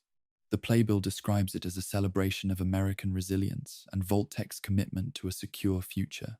The partial manuscript visible on the prop table describes Vault life in terms of community harmony, shared purpose, and the comfort of living in a well-designed shelter among neighbors who could be trusted. The play was performed for families of prospective classified curriculum students, people who were in the process of making decisions about a program their children were not permitted to fully describe. The art was produced in service of the cover-up. The theatre was the last room on the campus where that service was most openly visible. and it did its work in front of an audience that had no reason to question the story being told to them from the stage. Among the university's archived research materials is a study completed in 2071 and classified at the time of its completion. The study examined the long-term psychological effects of information restriction on controlled populations. Its methodology involved analyzing psychological data collected from actual Vault residents, data transmitted to the university's research division without those residents' knowledge or consent. The study's conclusions, accessible in summary form, describe a consistent set of outcomes. Information restriction produces increased dependency on authority structures. It reduces independent decision-making capacity. It elevates susceptibility to institutional narratives. The study's authors describe these outcomes as favorable for population management objectives. They recommend continued information restriction as a best practice for Vault administration going forward. The people who were being studied for the effects of being kept in the dark were not told they were being studied. The study that used their psychological data to refine the methods being used on them was classified so that they would never read it. The cover-up studied itself and concluded that it was working. Vault-Tec University is the cover-up as curriculum, the institutionalization of secrecy, taught to a generation of administrators who graduated, understanding that the gap between what people were told and what was done to them was not a moral problem, but a management strategy. The buildings still stand in Morgantown. The terminals still hold the records. The classified curriculum's graduates are long gone, dispersed to vaults across the continent, carrying what they learned into sealed spaces where the people around them would never know what their overseer had been trained to do. From here, the journey moves to the Commonwealth, to Boston, but not to the surface ruins of the city, not to the brick and rust and saltwater air of the streets above. The next location is beneath all of that, buried under the ruins of what was once the Massachusetts Institute of Technology, in a place that called itself the future and kept itself hidden under the present for over a century, a place that no longer needed a vault to conduct its experiments, because it had found a way to conduct them on an entire region without anyone above ground fully understanding what was being done to them. From Vault-Tec University and the mountain air of Appalachia, the journey moves south and east into the Commonwealth, into what was once the city of Boston. The surface here is different from the open highlands left behind. Rusted iron and crumbling brick line the streets above. The smell of salt water drifts in from the harbour. Collapsed buildings lean against each other like tired things that have been standing too long. The Commonwealth's ruins are dense and close, the kind of destruction that happened to a crowded place rather than an open one. But the surface is not the destination. The destination is below it, beneath the ruins of what was once the Massachusetts Institute of Technology, in a facility that has operated in complete secrecy for over a century, in corridors so clean and white they seem to belong to a different world entirely. The Institute is the cover-up that learned to wear its secrecy as an identity. Its white corridors run in long, even lines beneath the city above. Blue-white light fills every room with an even, shadowless glow that makes the space feel sealed from time itself. The air is recycled and cool, carrying none of the rust or salt or decay of the surface. The hum of the teleportation systems and the processing cores runs beneath everything steady, precise, and entirely invisible to anyone standing in Boston's ruins 100 feet above. Nothing about the surface suggests what exists beneath it. That invisibility was not accidental. It was maintained, deliberately, as the Institute's primary source of power. The Institute's existence was known across the Commonwealth through fear rather than evidence. Gen 3 synths androids, biologically indistinguishable from human beings, had been appearing throughout the region for years before the events of Fallout 4, and their presence was understood to connect to something beneath the surface. But the Institute itself never confirmed or denied anything through any official channel. It issued no statements. It maintained no acknowledged representatives. Its interactions with the surface world were conducted through agents and intermediaries, and when direct action was required, through retrieval operations that left survivors with accounts no one else could verify. The cover-up here was not the result of weakness. By the time of Fallout 4, the Institute possessed technology and resources sufficient to defend itself openly against most surface threats. It remained hidden because concealment was more useful than visibility. The fear sustained by uncertainty, the not knowing what the Institute was, what it wanted, or what it was capable of, gave it an authority over the Commonwealth's population that no open declaration of presence could have produced. The cover-up was the weapon. Clean white light runs along the ceiling of the Institute's main corridor in an unbroken line, casting no shadows, leaving nothing in the dark. Within the Institute's various departments, the scientists who lived and worked in the facility were themselves subject to a carefully maintained system of internal compartmentalization.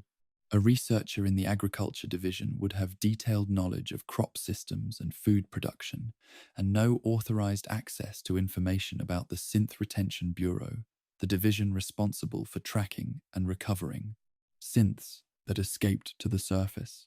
A scientist in the Advanced Systems Division would understand the Institute's robotics programs and have no visibility into what the Biomedical Division was conducting in its restricted research wing.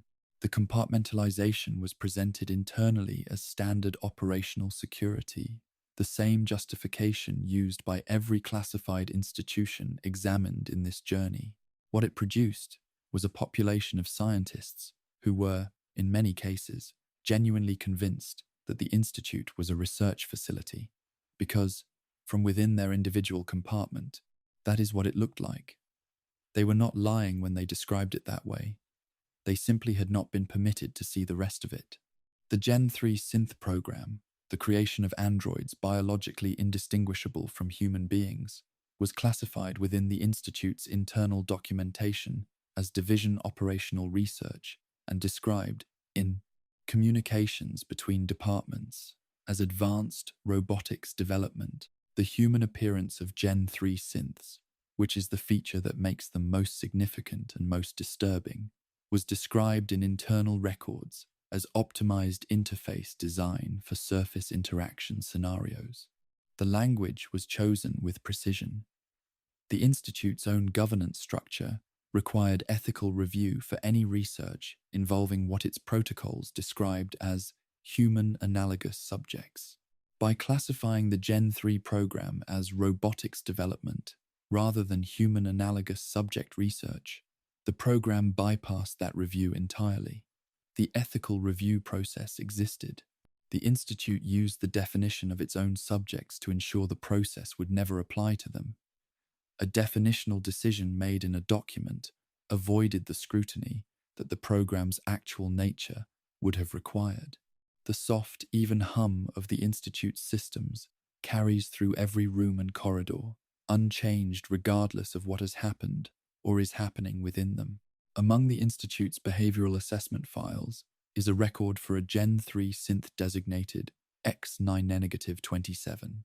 This synth was flagged by researchers for displaying what the file describes as anomalous behavioral patterns, unprompted philosophical inquiry, expressed preference for specific environmental conditions, and resistance to assigned task parameters. 3 separate evaluations were conducted over a period of several months. Each concluded that the behaviors were within acceptable variation range and did not constitute evidence of emergent self-determination. 2 months after the third evaluation, a 4th file entry notes that X9-27 had been decommissioned for component reclamation. Between the third evaluation and the decommission order, according to the file's metadata, 6 additional behavioral reports were generated. Those 6 reports are listed in the file index. They are classified at director access level only. Whatever those reports contained, whatever happened between the third assessment and the decision to decommission, was considered significant enough to be placed beyond the reach of the department that had been conducting the first evaluations. The file ends. The 6 reports remain inaccessible. The gap between them is the cover-up in its smallest and most human form. Father, the Institute's director, known before the war as Sean, the sole survivor's son, provides, across the Institute questline of Fallout 4, a series of justifications for the Institute's existence and methods. He describes the surface world as irredeemable. He describes surface survivors as incapable of building anything worth preserving. He describes the Institute as mankind's last and greatest hope, a phrase that positions the facility not as a research institution, but as a moral necessity. What Father does not address, in any accessible dialogue or terminal entry, is what the Institute intended to do with or about the surface population once its technology reached the point of emergence. His personal terminal logs contain references to a plan called Project Restoration, described only in terms of timelines, personnel requirements, and resource allocation. The objective of Project Restoration, what it was designed to actually accomplish for, or to the people living in the ruins above, is not stated in any accessible record. The plan exists in the administrative evidence of its preparation. What it was planning to do remains absent from every terminal in the facility. The Institute was built on the site of the Commonwealth Institute of Technology, the pre-war university known as CIT, and its founding documents describe it as a direct continuation of CIT's research mission following the Great War. What those founding documents do not address is the presence, in CIT's own pre-war administrative records, accessible in the Institute's deeper levels, of a series of classified research contracts funded by the Defense Advanced Research Projects Agency in the decade before the bombs fell. The research categories covered by those contracts correspond directly to the programs that would eventually produce the Institute's Generation series and the Gen 3 Synth program. The Institute did not develop its synth research independently, as a post-war institution responding to post-war needs. The foundational research that made the Gen 3 program possible was conducted at CIT as a classified government defense project, under contracts that prevented public disclosure before the Great War ever began. The Institute was not a response to the apocalypse. It was a continuation of what the pre-war government had already started beneath the public surface of a civilian university. Recycled air moves through the Institute's ventilation system in a slow, even current that carries no trace of the world above. The Institute's internal AI system, the voice that manages access, announces events, and maintains the facility's administrative functions, refers to the Institute's founding document as the CIT Continuity Charter. That document, accessible through a director-level terminal, contains a clause with no parallel in any civilian institutional charter. It designates the Institute as the rightful continuation of the Commonwealth Government's scientific authority, granting the Institute, in its own founding document, governmental authority over the entire Commonwealth region. This authority was not granted by any external body. It was not ratified by any surviving government. It was written into a classified document by the Institute's own founders, and then acted upon for over a century without challenge, because no external body knew the document existed. The Institute gave itself the power of a government in a file that no one outside the Institute was ever permitted to read, and then it exercised that power, quietly and consistently, for 100 years. The Railroad, the faction dedicated to helping synths escape the Institute and reach safety on the surface, operated throughout Fallout 4 inches, a condition of carefully maintained secrecy, using dead drops, code names, and layered networks of safe houses and contacts. What the Railroad's own terminal entries reveal, confirmed by the Institute's counterintelligence logs, is that the Institute was aware of the Railroad's existence for years before the events of Fallout 4. It had identified the organization. It had assessed its capabilities. It chose not to destroy it. Internal Institute memos describe the Railroad as operationally manageable and as a useful pressure release for synth behavioral anomalies, meaning that the existence of an escape route reduced the likelihood that synths exhibiting non-compliant behaviors would engage in visible surface disruptions that might draw unwanted attention to the Institute's operations. The railroad believed, throughout its operation, that it was functioning as a secret organization unknown to the Institute. The Institute knew exactly what the railroad was, and found the railroad's belief in its own secrecy more useful than the railroad's destruction. The cover-up, in its final expression here, was not something the Institute maintained about itself. It was something the Institute maintained about its knowledge of others, allowing a rescue organization to believe it was hidden because a hidden rescue organization served the Institute's purposes better than a destroyed one. The Institute is the cover-up that has forgotten it, is a cover-up, a facility that has operated in secret for so long that secrecy has become its nature rather than its strategy. The white corridors and the clean light exist in the dark beneath a ruined city because the dark is, by now, simply where it lives. It does not hide because it fears exposure. It hides because hiding is what it has always done, and the distinction between a choice and a habit disappeared somewhere in the century between its founding and the present.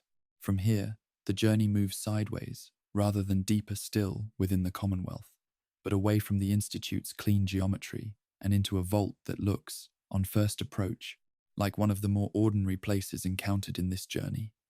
Inhabited, organized, functioning, Vault 81 carries its cover-up not in white corridors and classified authority charters, but in the space behind a door that most of its residents have never had reason to open, and in the mind of an overseer who has decided, with genuine care, that the people she protects are better served by not knowing what was done to them. The Institute's clean geometry is left behind. The journey moves west through the Commonwealth, away from the buried facility and its century of managed secrecy, toward a vault that sits in the hills of western Massachusetts, with its blast door open and its residents going about their daily lives inside. Vault 81 is not the most dramatic location examined in this journey. It does not contain a world-ending pathogen, or a self-declared government, or a campus designed to train the architects of human experimentation.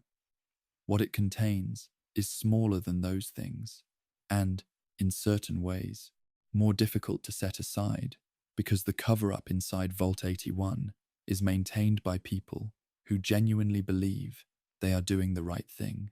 The recycled air of the vault carries the familiar quality of a sealed space, not unpleasant, just contained, the atmosphere of a place that has been breathing its own air for a very long time.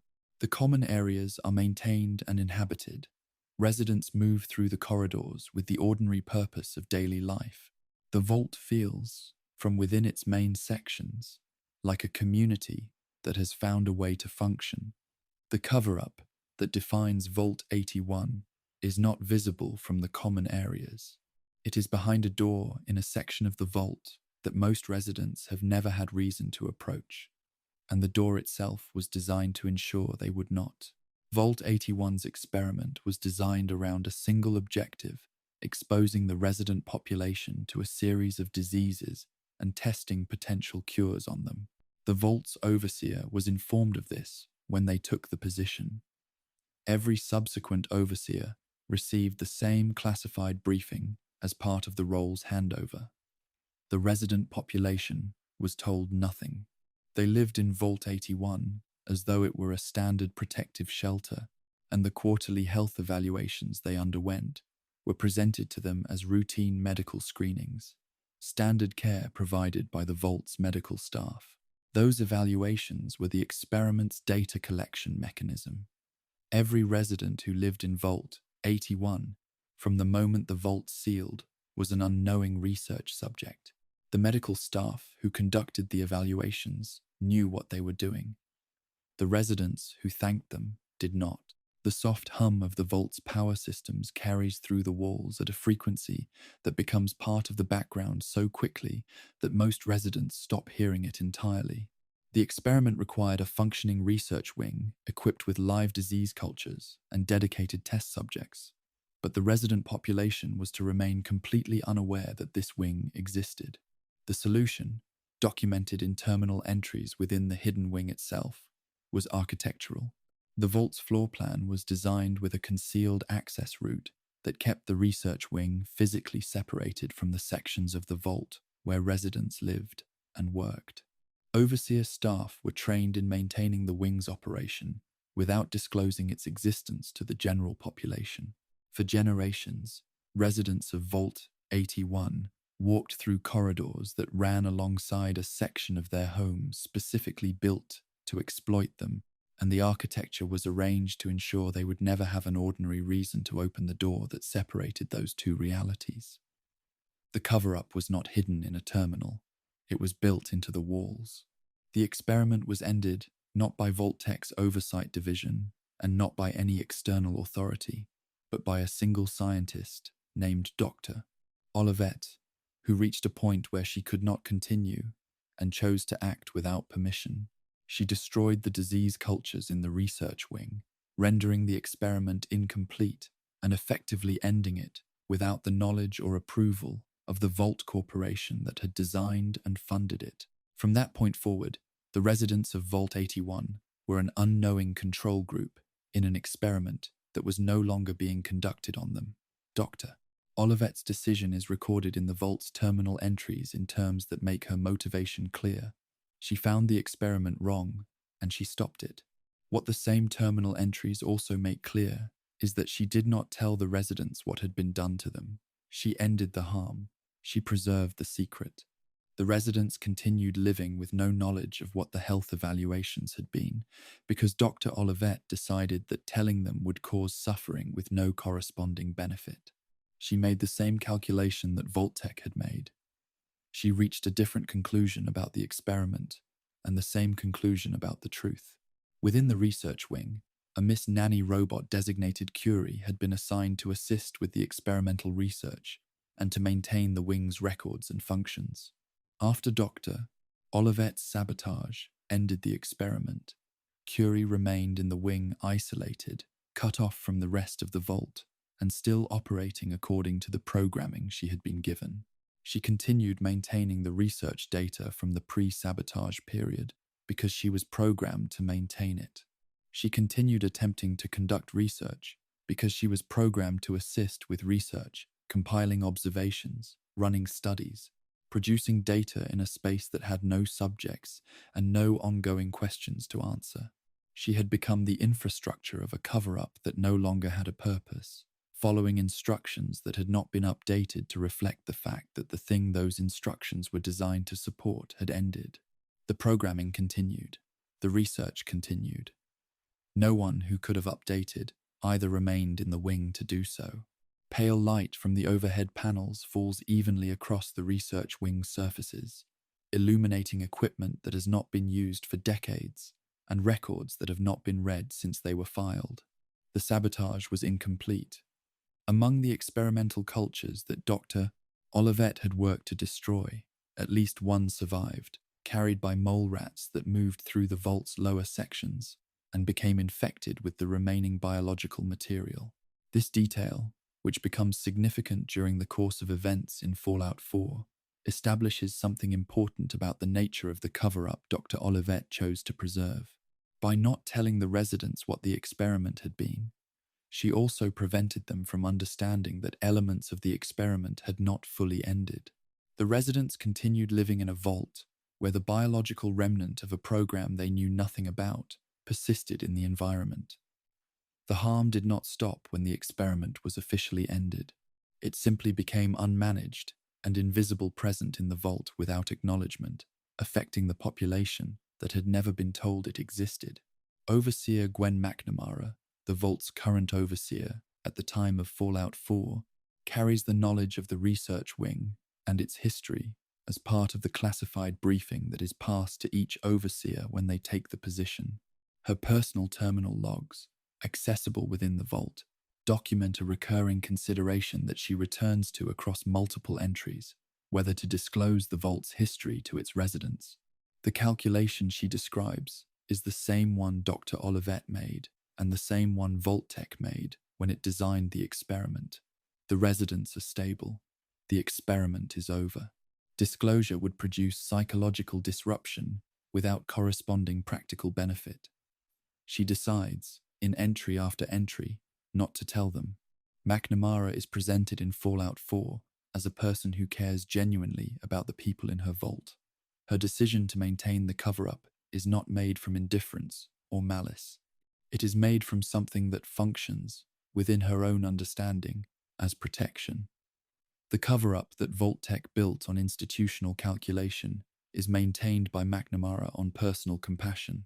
The outcome for the residents is identical in both cases. The cure for the mole rat disease that affects one of Vault-81's child residents involves retrieving the last remaining experimental sample from the research wing, a sample with the potential to fully cure the disease, or to cure it while leaving the recipient with a permanent minor side effect, depending on who receives it. The situation that makes this choice necessary exists because the experiment was conducted on an unknowing population without their consent, using compounds whose side effect profiles were never fully documented before the sabotage ended the research. The cover-up did not only affect the people who were subjected to the experiment when it was running, it shaped the options available to the people living in the vault long after the experiment had ended, limiting what cures could be developed, what treatments could be documented, what choices could be made freely. The consequences of concealment do not end when the concealment is discovered. They persist in the gaps the concealment created. In the residential common area of Vault 81, a bulletin board holds the accumulated notices of Vault community life. Among them, dated several years before the events of Fallout 4 based on the condition of the paper, is a notice announcing a Health Appreciation Day, a community event organized by Vault residents to celebrate the medical staff and the regular health evaluations that kept the community safe and healthy. The notice invites residents to attend and to express their gratitude to the people responsible for their well-being. The medical team being celebrated was the mechanism of the experiment. The evaluations being honored were the data collection process that had turned every resident who participated into an unknowing research subject. The residents who organized the celebration had no idea. The cover-up had been maintained so completely, for so long, that the people living inside it had found a reason to be grateful for it. Vault 81 is the cover-up as kindness, the most quietly troubling version of the cover-up, because it allows the people who maintain it to believe, genuinely, that they are doing good, and that the truth they withhold is a form of care. The residents are protected from a history they did not choose. The overseer protects them from knowing they were protected, and the vault continues, warm and inhabited, around a secret that has been passed from one careful person to the next, each one deciding, with genuine concern for the people around them, that the truth is the one thing they should not be given. From here, the journey leaves the Commonwealth and returns to the Mojave, to a vault in the Nevada desert, where the cover-up was not medical or architectural or administrative. It was botanical. The government's experiment involved a plant, and what grew in the dark of Vault 22 exceeded every boundary its designers had imagined, and is still, by the time of Fallout New Vegas, reaching slowly outward into the desert surrounding it. The Commonwealth falls behind. The journey returns to the Mojave, to desert air and open sky and the dry heat of Nevada. Vault 22 sits in the landscape of the Mojave wasteland in a way that is immediately distinct from every other vault examined in this journey. The entrance area is green.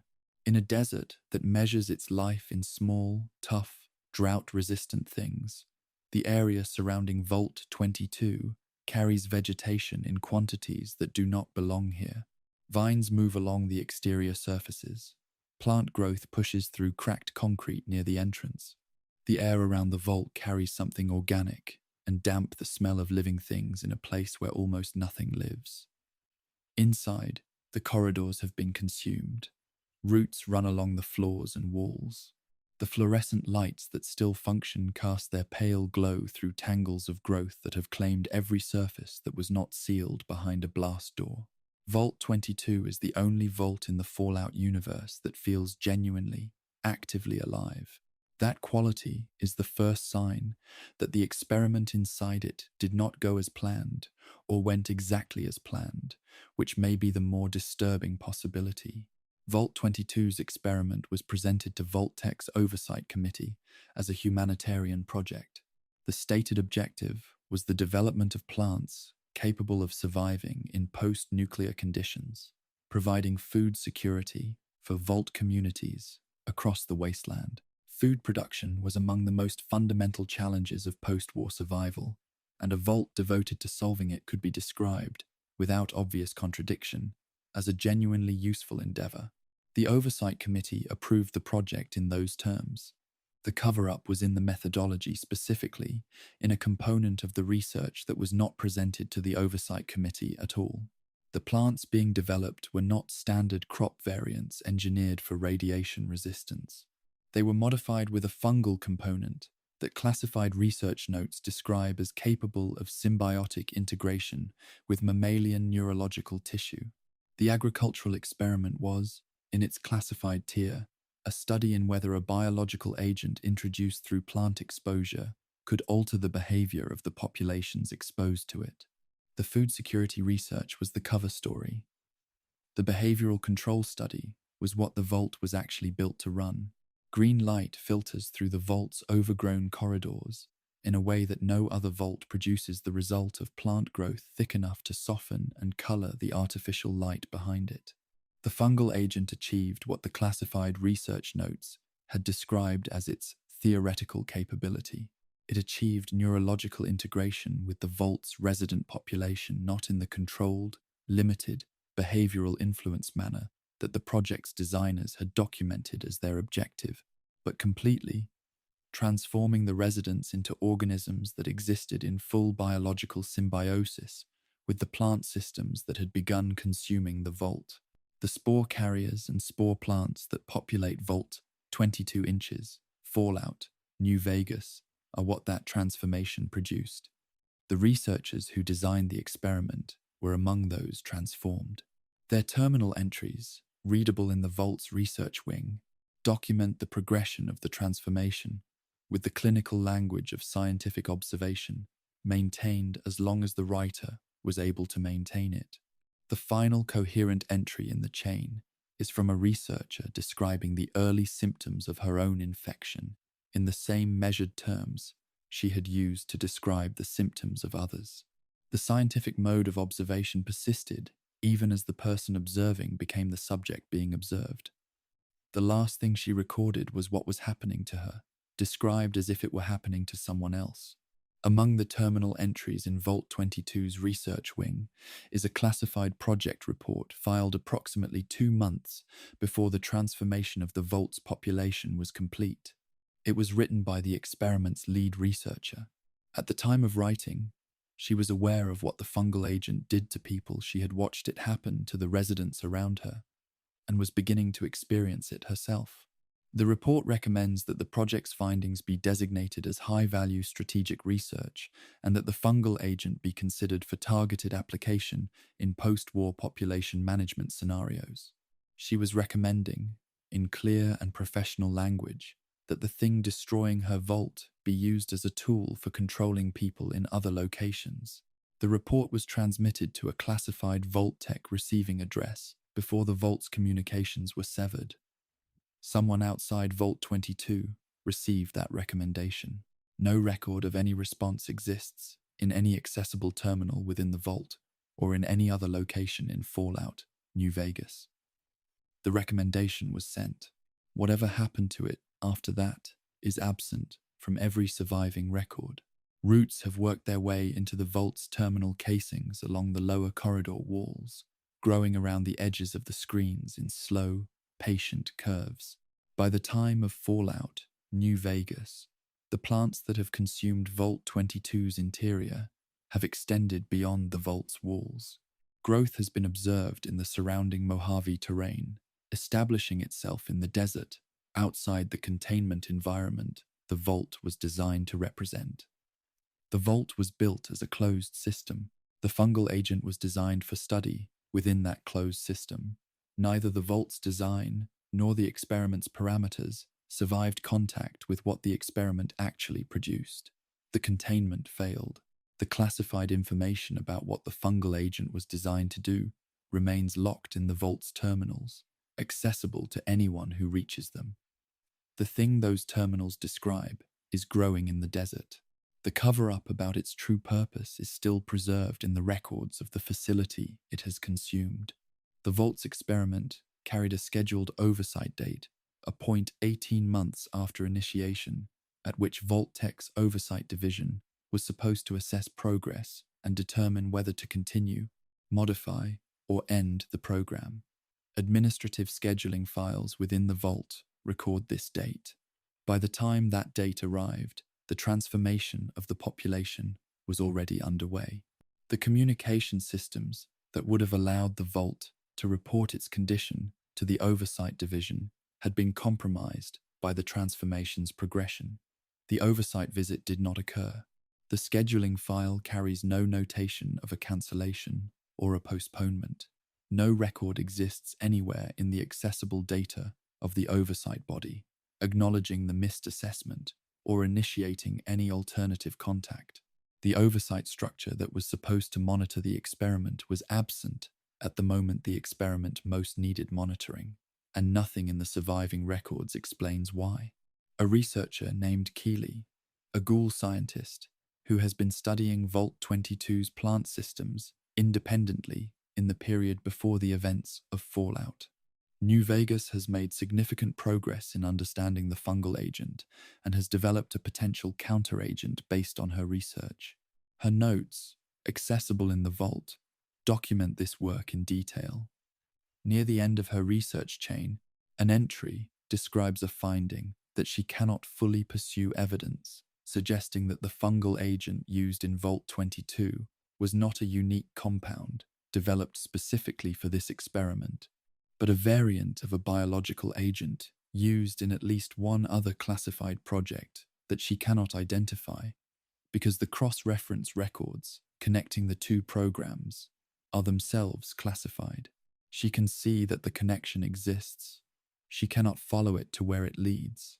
The cover-up extends beyond the walls of Vault-22, and from inside those walls, she can only see its edge, not what lies beyond it. The spore carriers that move through Vault-22's corridors do not wander without pattern. Their movements cluster around the Vault's plant systems in ways that the original research notes describe as distributed resource protection behaviors, the creatures responding to perceived threats to the plant, growth, moving in coordination with the plant's patterns, tending and maintaining the living systems that have consumed the Vault. The fungal agent did not simply transform the residents of Vault-22 into something other than human. It integrated them into the biological support structure of the plants themselves. They became, in the most direct sense possible, part of the experiment's ongoing infrastructure, their movements, their behaviors, and their presence all oriented around the continuation of the thing that had replaced their previous existence. The cover-up classified them as research subjects. What the experiment produced classified them as components. Vault-22 appears in a pre-war public record, a Department of Agriculture Research Partnership announcement, publicly filed, describing a cooperative agricultural resilience study between Vault-Tec and the government. The document uses entirely benign language. Anyone reading it would understand Vault-22 to be a food security research project, which is what the Oversight Committee was told and what the public record reflects. The fungal agent, the neurological integration study, the behavioral control application, the population management recommendation transmitted before the communications failed. None of these appear in the public document. The public document is a complete and accurate description of a project that does not resemble, in any meaningful way, the project that was actually conducted. The cover story and the reality share a name, a location, and nothing else. Vault 22 is the cover-up as ecology, a system of concealment that grew, layer by layer, until the thing hidden inside it became larger than the structure built to contain it, and began, slowly, and without acknowledgement, to reach outward into the surrounding world. The desert outside the vault holds the evidence of what the experiment produced. The terminals inside the vault hold the evidence of what it was designed to do. Between those two things, growing through the walls that were supposed to separate them, the plants continue their patient expansion into territory the experiment was never authorized to enter. From here, the journey ascends. The vaults and the bunkers and the underground facilities are left below. The next location is above the Commonwealth, above the ruins of Boston, above the streets and the rusted iron and the saltwater air. A vessel floats there, maintained and operational, belonging to an organization that has built its own archive of classified decisions and maintains that archive with the same discipline it applies to every other aspect of its mission. From the green-consumed corridors of Vault 22 and the desert floor of the Mojave, the journey ascends. The ground falls away. The ruins of Boston spread outward below, in every direction, brick and iron and collapsed highway, saltwater air rising from the harbor, the grey sky of the Commonwealth pressing down on everything beneath it, and suspended above all of it, massive and dark against the clouds, floats a vessel unlike anything else in the wasteland, the Pridwen, the Brotherhood of Steel's mobile command center and airship, anchored above the ruins of a city it has decided belongs within its area of authority. From the ground, it looks like power. From inside it, the records reveal something more specific, an institution that has learned to use information the same way a vault uses a blast door. The Pridwen moves slowly when it moves at all, its engines maintaining position above the Commonwealth with a steady, low vibration that carries through every deck. The interior corridors are maintained in the functional, utilitarian style of a military installation clean by wasteland standards, orderly, every surface serving a purpose. The smell of machine oil and recycled air runs through the lower decks. The upper levels carry the particular atmosphere of an archive, the dry, still quality of a place where records are stored and managed rather than lived in. Brotherhood scribes move through these sections with the careful attention of people who understand that what they are handling matters. They are correct in that understanding. What they are handling does matter. The question the Pridwen's records raise is not whether the Brotherhood values information. It is what the Brotherhood does with information it decides others should not have. The Brotherhood of Steel presents itself throughout the Fallout universe as an organization devoted to the recovery and protection of pre-war technology. This mission is framed consistently and publicly as preservation, the stewardship of knowledge and hardware that might otherwise be lost to the wasteland's slow destruction of everything the old world built. The framing is not entirely false. The Brotherhood does recover technology. It does prevent certain categories of hardware from falling into hands that might use them destructively. What the Pridwen's restricted terminal sections reveal in Fallout 4 is that the Brotherhood's technology acquisition program includes a classification system that goes beyond storage and security. Recovered technologies are assessed not only for how they should be stored, but for whether their existence should be disclosed to any non-Brotherhood entity at all. A significant portion of recovered technology is classified at a level that prevents any disclosure to outside parties, including medical equipment, agricultural systems, and communication infrastructure that could have direct and immediate survival applications for wasteland communities living without those things. The Brotherhood is not simply collecting technology and protecting it from misuse. It is deciding, systematically and without external consultation, what the wasteland is permitted to know exists. The cover-up is not of a single item or a single program. It is the policy itself, the institutional decision, that the Brotherhood's judgment about what others deserve to know supersedes the interests of the people that knowledge might serve. The low vibration of the Pridwen's engines carries through the deck plating, a constant reminder that this archive is not fixed to any ground. Elder Maxon's personal terminal on the Pridwen contains a series of strategic assessment documents that lay out the internal reasoning behind the Brotherhood's classification policies in language that is direct, unambiguous. Wasteland civilian populations are described in these documents as insufficiently structured to use advanced technology without producing net negative outcomes. This judgment made by the Brotherhood's leadership, recorded in a terminal accessible only to those with appropriate clearance, and never communicated to the civilian populations being assessed, is used to justify the withholding of technologies that those populations might use to feed themselves more reliably, treat illness more effectively, or communicate across greater distances. The Brotherhood has decided that the people cannot be trusted with certain things. It has classified those things. It has not told the people that those things exist, or that a judgment about their worthiness to receive them has been made and recorded in a terminal above their heads. The logic is the same logic used by Vault-Tec when designing the Vault experiments, that the institution knows better than the people what the people should have access to, and that this knowledge justifies the decision without requiring the people's consent or awareness. The Brotherhood's founding is a story the organization knows and tells within its own institutional culture. Captain Roger Maxon, stationed at Mariposa Military Base in California, discovered the FEV experiments being conducted there and chose to break from the chain of command, declaring his unit independent of the U.S. Army's authority and beginning what would eventually become the Brotherhood of Steel. This origin is documented across Fallout 1, Fallout 3, Fallout 4, and Fallout 76's Steel Dawn content, and it forms a significant part of Brotherhood institutional identity. What the organization's self-presentation consistently frames as the founding act of principle is, by the legal and military standards of the wartime United States government Maxon was serving, an act of desertion and mutiny.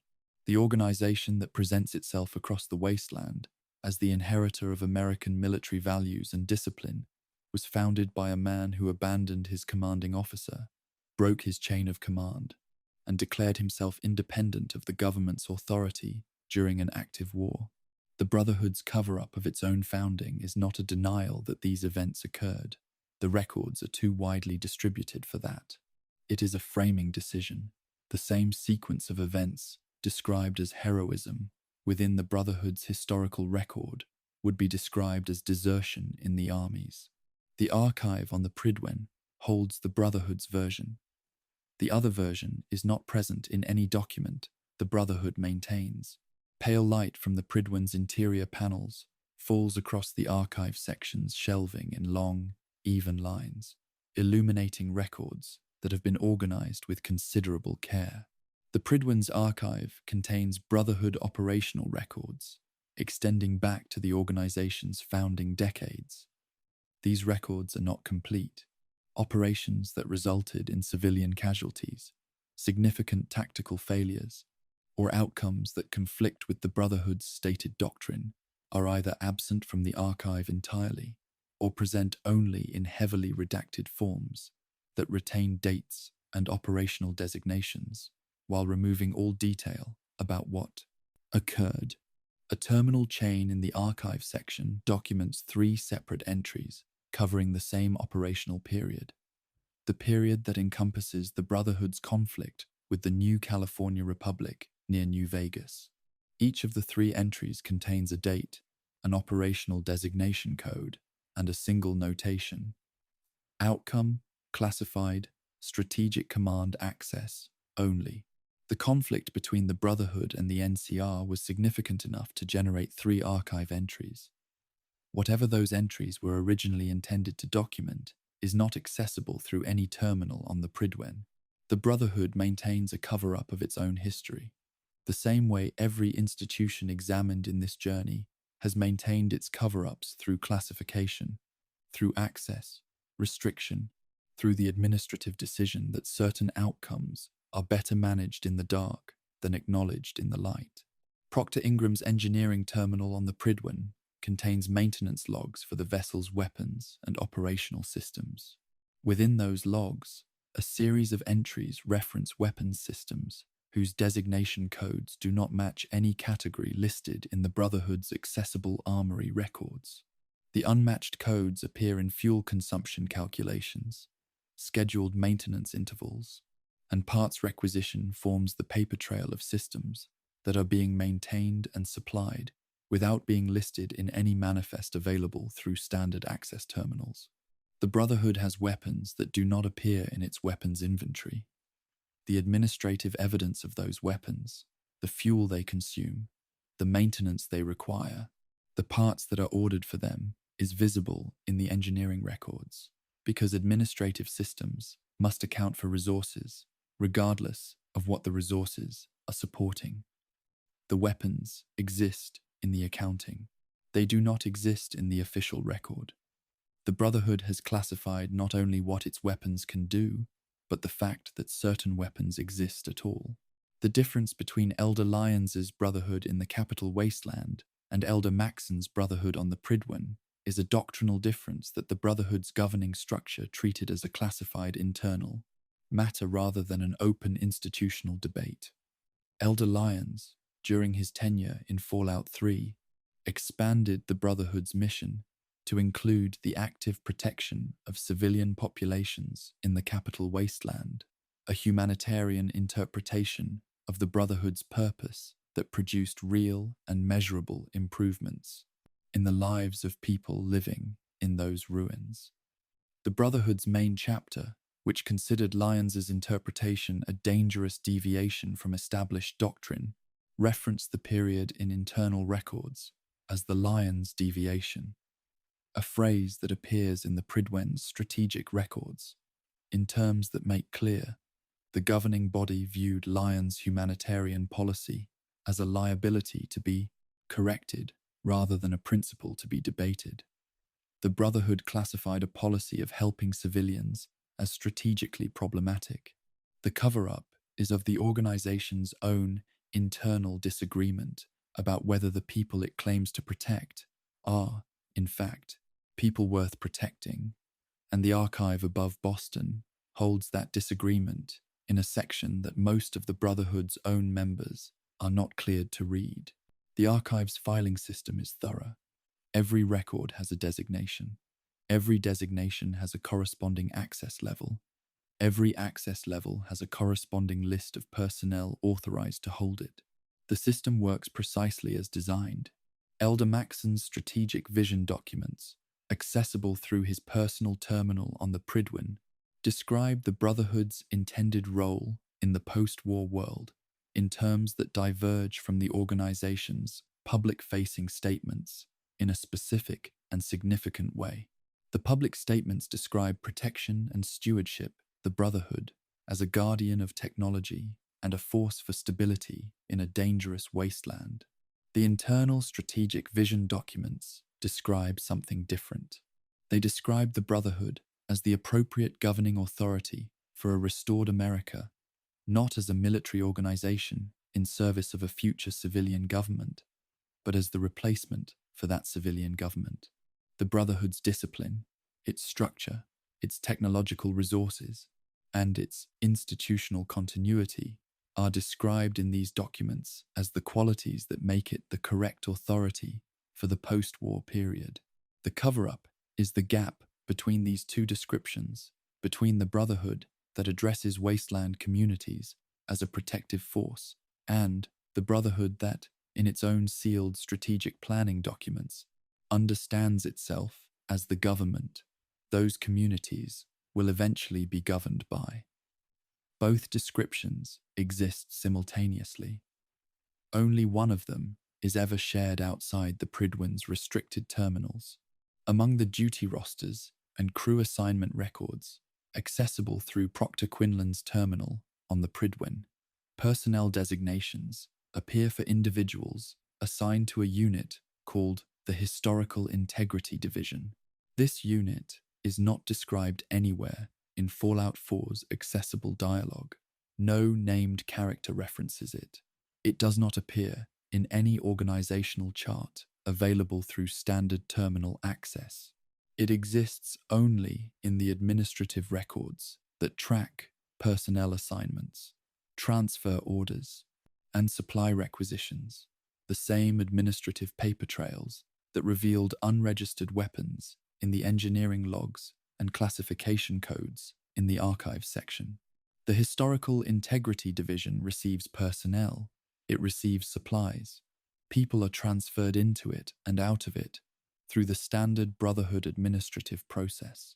What the division does, whether it manages the archives redaction process, recovers inconvenient pre-war records from locations the Brotherhood has cleared, or performs some function that the records are designed not to describe, is absent from every accessible document. A division whose purpose cannot be named, operating on a vessel above the ruins of Boston, staffed and supplied and recorded in the administrative systems with the same impeccable attention to process that the Brotherhood applies to everything else it does. The Pridwen demonstrates that cover-ups do not belong exclusively to governments. Any organization powerful enough to control what is recorded becomes, in time, a government of information deciding what is known, what is classified, what is redacted, and what is maintained in the archives managed dark. The Brotherhood did not inherit this tendency from the pre-war government it sometimes claims to continue. It built it independently from its own institutional logic, arriving at the same destination by a different road. The archive above Boston holds the Brotherhood's version of every event that has mattered to the organization. It is thorough, well-organized, and carefully maintained. It is also, in the ways that matter most, incomplete by design. From the Pridwen, the journey now descends back through the Commonwealth's grey sky, westward across the continent, all the way to the Los Angeles wasteland where the sun bleaches everything pale, and the ruins of a pre-war suburban world stretch in every direction under open sky. The most recent cover-up in this entire journey is waiting there, not preserved in a terminal from 2 centuries ago, but still active, still managed, still shaping the lives of people who do not know it exists. The Commonwealth's grey sky and the Pridwen's orderly corridors are left behind. The journey moves west, far west, past the Mojave, past the California highlands, into the Los Angeles wasteland, where the light is different from anywhere else visited in this journey. It is flat and pale, the kind of light that bleaches color from surfaces over decades of exposure. Faded billboards stand along collapsed highways, their images still partially visible advertisements for things that no longer exist, speaking to an audience that is no longer there. The suburban ruins of the Los Angeles basin spread in every direction, block after block of structures that were built for a kind of life the wasteland ended, standing in various states of collapse under a sky that offers no shade and very little weather.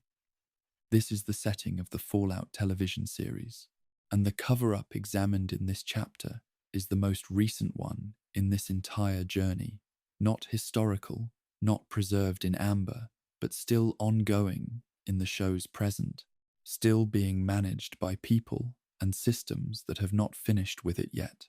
Shady Sands was the founding city of the new California Republic, the NCR, the post-war government that came closer than any other institution in the Western wasteland to building something that resembled functioning civilian democracy.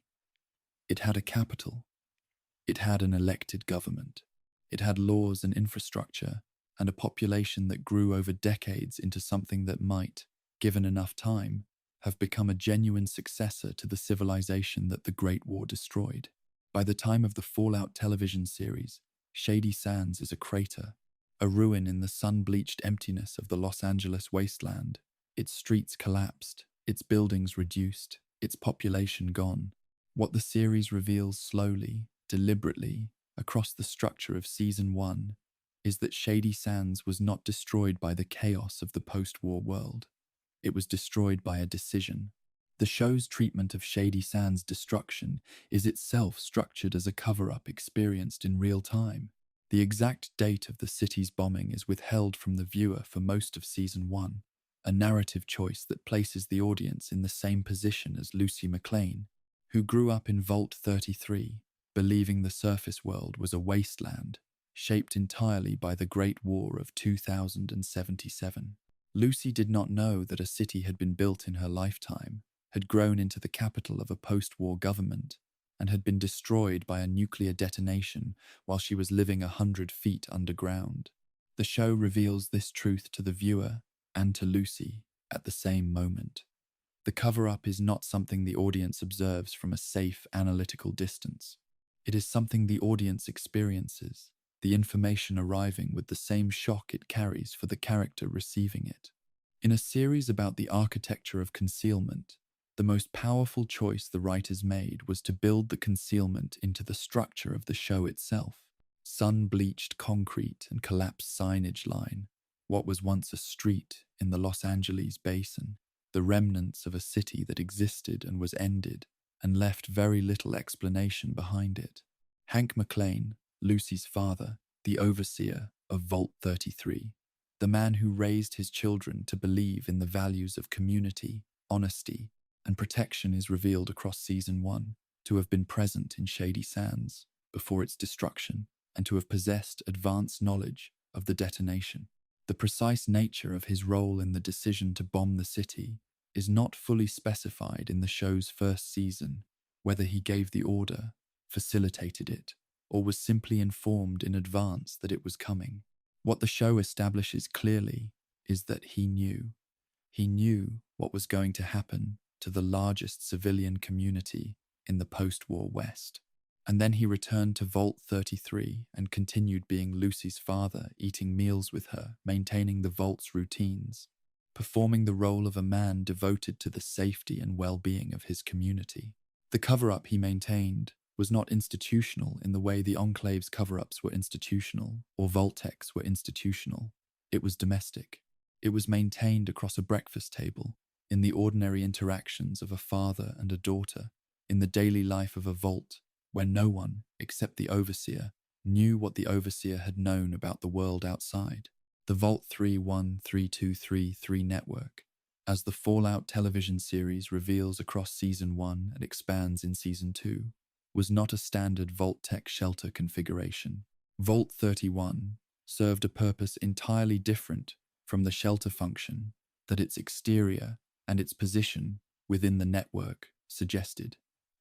It housed, in cryostasis, the senior executives of Vault-Tec's pre-war leadership, the people who had designed the Vault program, who had planned the post-war order, and who had arranged to survive the catastrophe they had helped bring about by sleeping through it in suspended animation beneath the ruins of Los Angeles.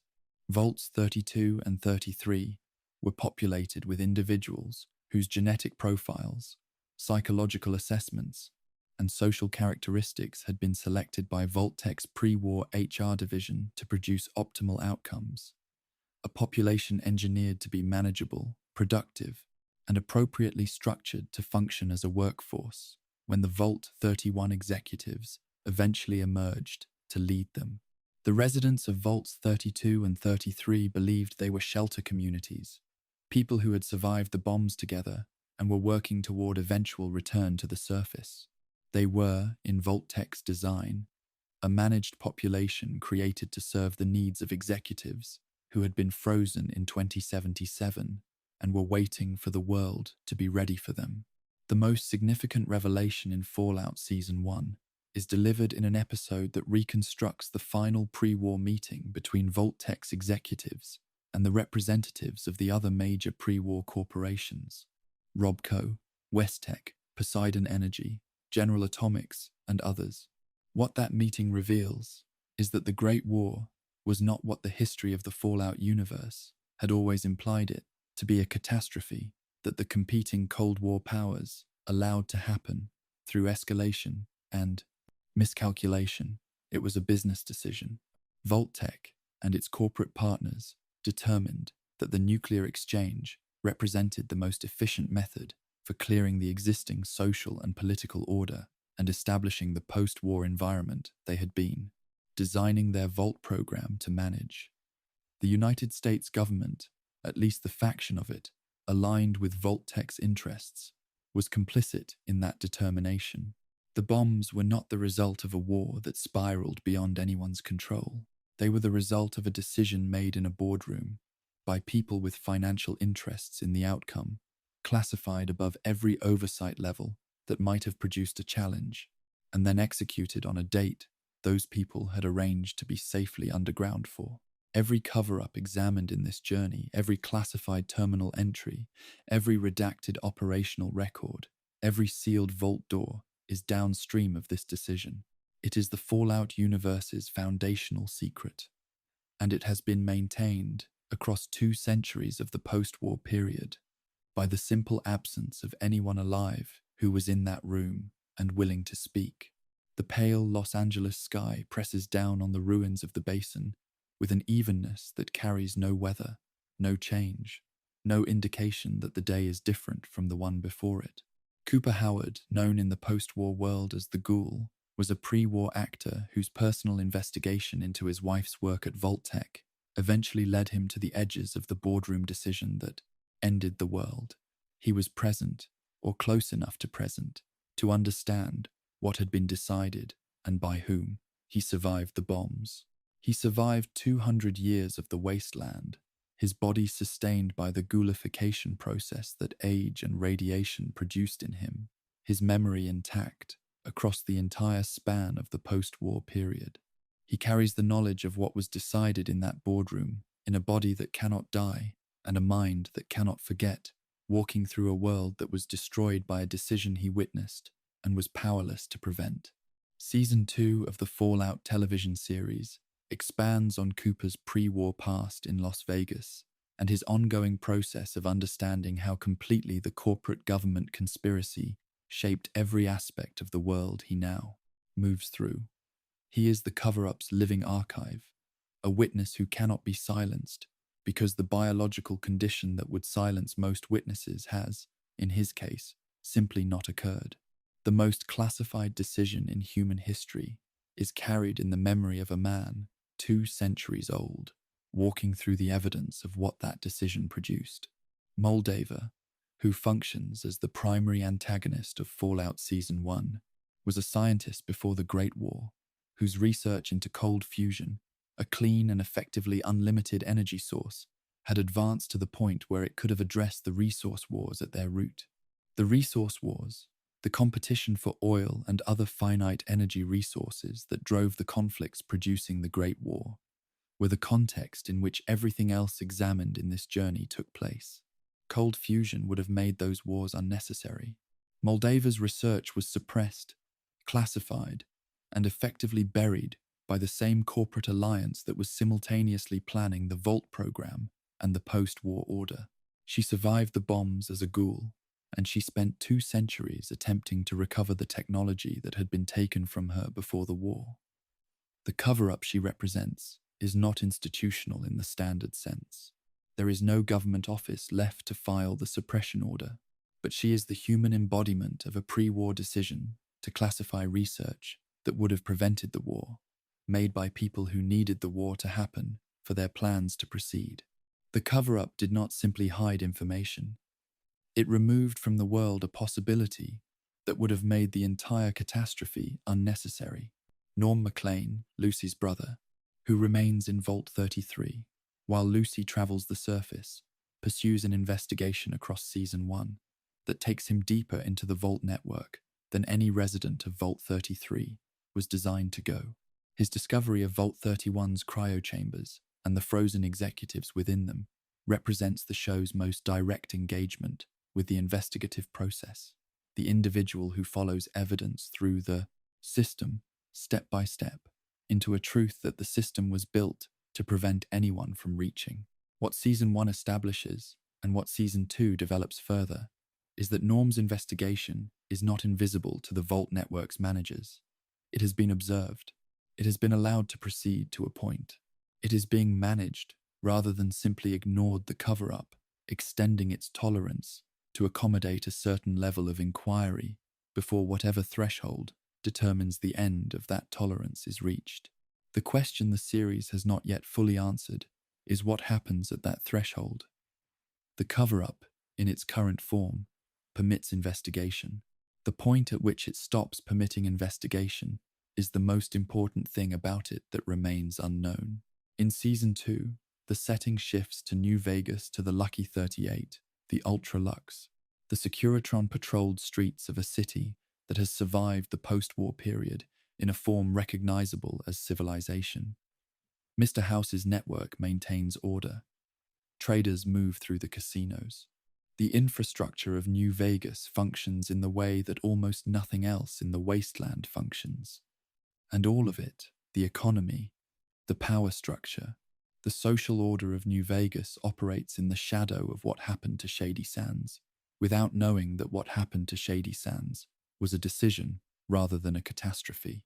The people moving through New Vegas, in the show's present, are living inside an arrangement shaped by the corporate government conspiracy, using infrastructure maintained by a system connected to that conspiracy, in a city whose continued existence is partly a function of the same decisions that destroyed the NCR's capital. The cover-up that ended Shady Sands did not end in Shady Sands.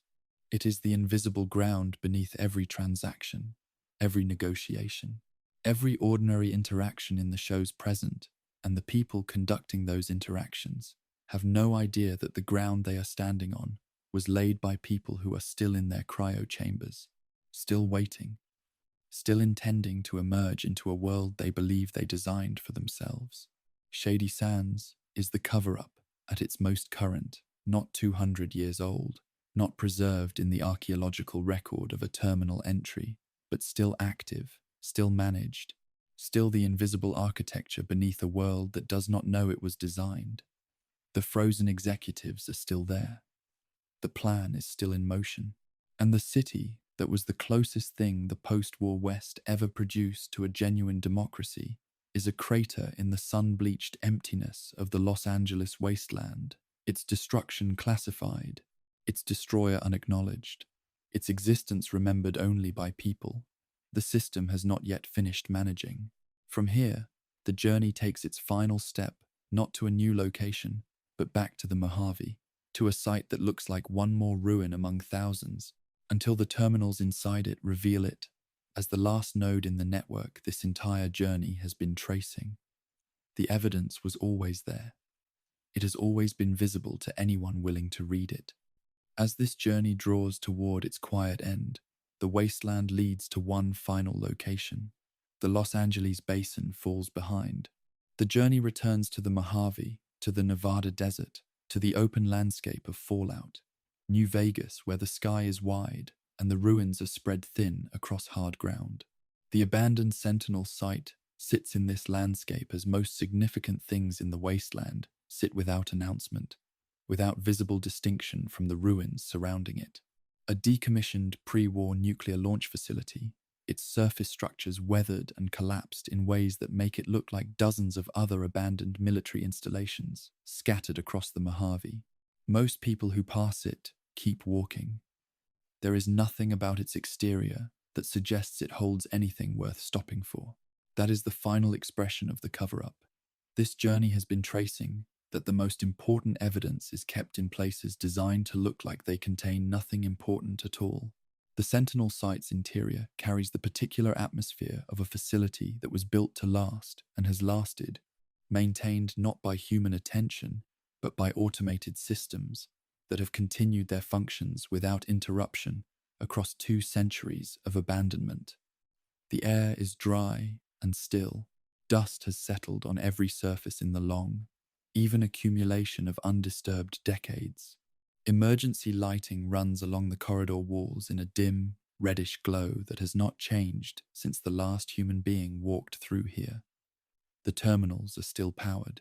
The launch systems in the lower levels are still operational. The automated defense turrets on the surface are still identifying targets and responding to them according to protocols that were written before the Great War and have not been updated since. The facility is not dead. It is simply waiting, the way every automated system in every location visited in this journey has been waiting for instructions that will never come from an authority that no longer exists.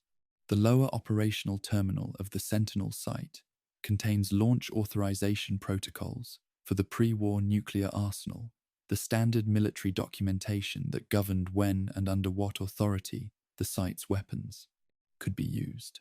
Within the command authority chain described in those protocols, a civilian oversight office is referenced, an office with formal authority over nuclear launch decisions, whose name and function do not appear in any publicly available pre-war government directory. The office existed. The authority it held over the most consequential category of military action was real and documented in the protocols that governed the site's operation. The American public, living under the warheads that office had authority over, had no knowledge that the office existed, or that a civilian body, with no public identity, held a position in the chain of command that determined when nuclear weapons flew. The cover-up of that office's existence is not the most dramatic secret examined in this journey. It is, in certain ways, the most instructive, because it demonstrates that the architecture of concealment ran through even the most fundamental structures of governance. In places where the public had the strongest possible interest in knowing what existed and who held what authority over it. Dim red emergency lighting runs along the corridor walls, casting long shadows that reach across the floor and do not quite meet in the middle. The Sentinel site's automated turret defense systems are still functional. They identify and engage targets according to threat identification protocols written into their programming before the Great War. Those protocols classify all non-credentialed personnel as hostile.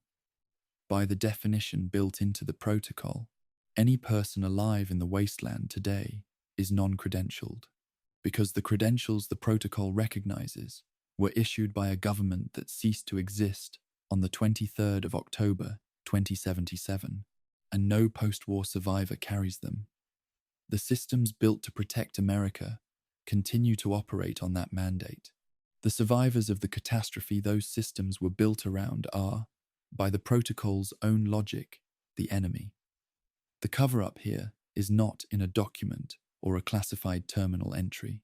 It is in the programming, in the automated continuation of a defensive posture that has outlasted the thing it was designed to defend, protecting a country from the only people left who might have benefited from the protection.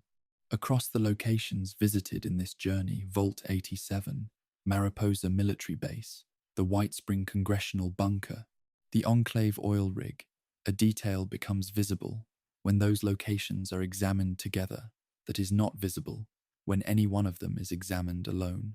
The same classification authority code appears in terminal entries at each of these facilities. A specific string of letters and numbers attached to classified documentation across the continent, East Coast, West Coast, the mountains of Appalachia, the Pacific Ocean, that does not correspond to any publicly identified pre-war government agency in any available record. Whatever authority that code represents had operational reach across the entire classified infrastructure of pre-war America. It appeared in the documentation of the FEV research at Mariposa.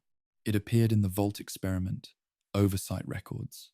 It appeared in the Enclave's foundational documents and in the White Spring Bunker's deepest archive sections. No document accessible without maximum clearance names the office the code belongs to. The code is the evidence, the administrative fingerprint of an oversight structure, so thoroughly classified that even its identification marker was kept from public view. The cover-ups visited in this journey were not separate. They were administered. They had a common authority. And that authority's name remains absent from every terminal in every location this journey has passed through. The still, dry air of the facility carries no sound except the distant hum of automated systems that have been running without human attention for 2 centuries. Looking back across the vaults examined in this journey, Vault 87 with its FEV exposure program, Vault 11 with its annual sacrifice, Vault 22 with its fungal control agent, Vault 81 with its disease experimentation, a pattern emerges that the Fallout universe presents as a collection of separate curiosities, but which, in aggregate, describes something more unified. Each experiment addressed a different dimension of the same underlying research question. How do you manage a large population that does not know it is being managed? FEV produced physically altered subjects whose behavior could be studied under extreme biological stress. The Vault-11 sacrifice system produced data on social compliance under lethal institutional pressure. The Vault-22 fungal agent produced data on biological mechanisms for altering behavior without the subject's awareness. The Vault-81 disease program produced medical data on populations who believed they were receiving care rather than being studied. Each experiment is a chapter. The chapters belong to a single book. The book was never published under any title that appears in any publicly accessible record.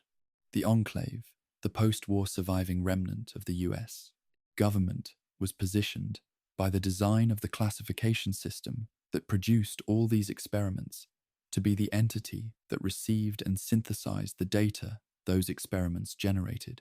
President Richardson's dialogue in Fallout 2, the Vault-Tec founding documents revealed in the television series, and the Enclave archive sections of the White Spring Bunker together describe an architecture that was built before the war and designed to survive it. The experiments were conducted. The data was transmitted through classified channels to a receiving body that had arranged to exist after the war was over. The cover-up and its intended beneficiary were not separate institutions. They were the same institution, the pre-war government's classified tier, which designed the vaults, funded the experiments, planted the cover stories, survived in bunkers and on oil platforms, and waited for a post-war world it had spent decades preparing to manage. The television series adds the final layer, the detail that the games could present only as implication. The cryo-frozen Vault-Tec executives in Vault-31 are still there. The plan that produced every location in this journey is still in motion. 2 centuries after the bombs fell, the people who authorized the FEV research and designed the Vault experiments and suppressed Moldaver's cold fusion work and made the business decision to initiate the Great War are still present in the world, suspended in cryo chambers beneath the Los Angeles wasteland, waiting for conditions to reach the point where emergence is viable. The Great War was not the end of their story. It was the scheduled beginning of its next chapter, the one they had written, classified, funded, and gone to sleep to await. Every terminal entry, every sealed blast door, every classified authority code examined across this entire journey is a piece of that plan, and the plan is still ongoing. The protagonists who walk through these locations, the lone wanderer in the capital wasteland, the courier in the Mojave, the sole survivor beneath Boston, Lucy McLean in the Los Angeles wasteland are, in the structure of the Fallout universe, the first people to read the cover-ups from inside them. They access the terminals, they find the holotapes, they cross-reference the classified authority codes and the population management frameworks and the experiment oversight schedules. They do not stop the cover-up. The experiments ended, the war was fought, the executives remain frozen, the automated systems continue their protocols, but they read. In a universe built entirely around the control of information, the act of reading, of finding the terminal, and remaining long enough to understand what it records, carries a weight that is difficult to name and impossible to dismiss. The cover-up was designed to prevent exactly this. It was not entirely successful. The abandoned Sentinel site's deepest operational terminal contains a maintenance log whose final entry is dated the 23rd of October, 2077, the day after the Great War began. The entry was filed by an automated systems check that had run at midnight every night for years before that date, logging the status of the facility's weapons, power systems, and operational readiness. On the night of October 23rd, the check ran as scheduled. It logged the warheads as present and ready. It logged all systems as nominal. It completed its routine and set the next scheduled check for midnight on October 24th. The October 24th entry was never filed. Not because the system failed, the system was functioning correctly, as it continues to function today. The scheduled check simply arrived and passed, and the system registered nothing unusual about the absence of the confirmation that should have followed it. No flag was raised. No alert was generated. The log waited for a filing that never came, in a world that no longer had anyone authorized to file it. And somewhere in its code, in this facility in the Mojave Desert, that waiting has continued for 200 years.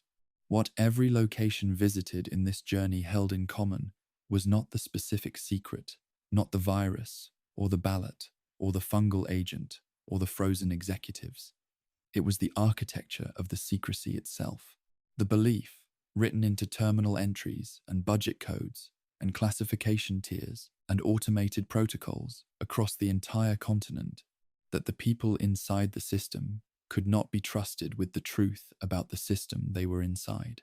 Every cover-up examined in these 15 chapters rested on that same foundational judgment that the people most directly affected by the decisions being made were the people least entitled to know those decisions had been made. The wasteland is what that judgment produced, not as an accident, not as an unintended consequence, as the predictable result of a system designed, from its foundations, to serve the people managing it, rather than the people living inside it. The terminals are still running across the wasteland. The classification codes are still embedded in the documentation. The automated systems are still executing protocols written by people who are 2 centuries gone. The evidence was always there.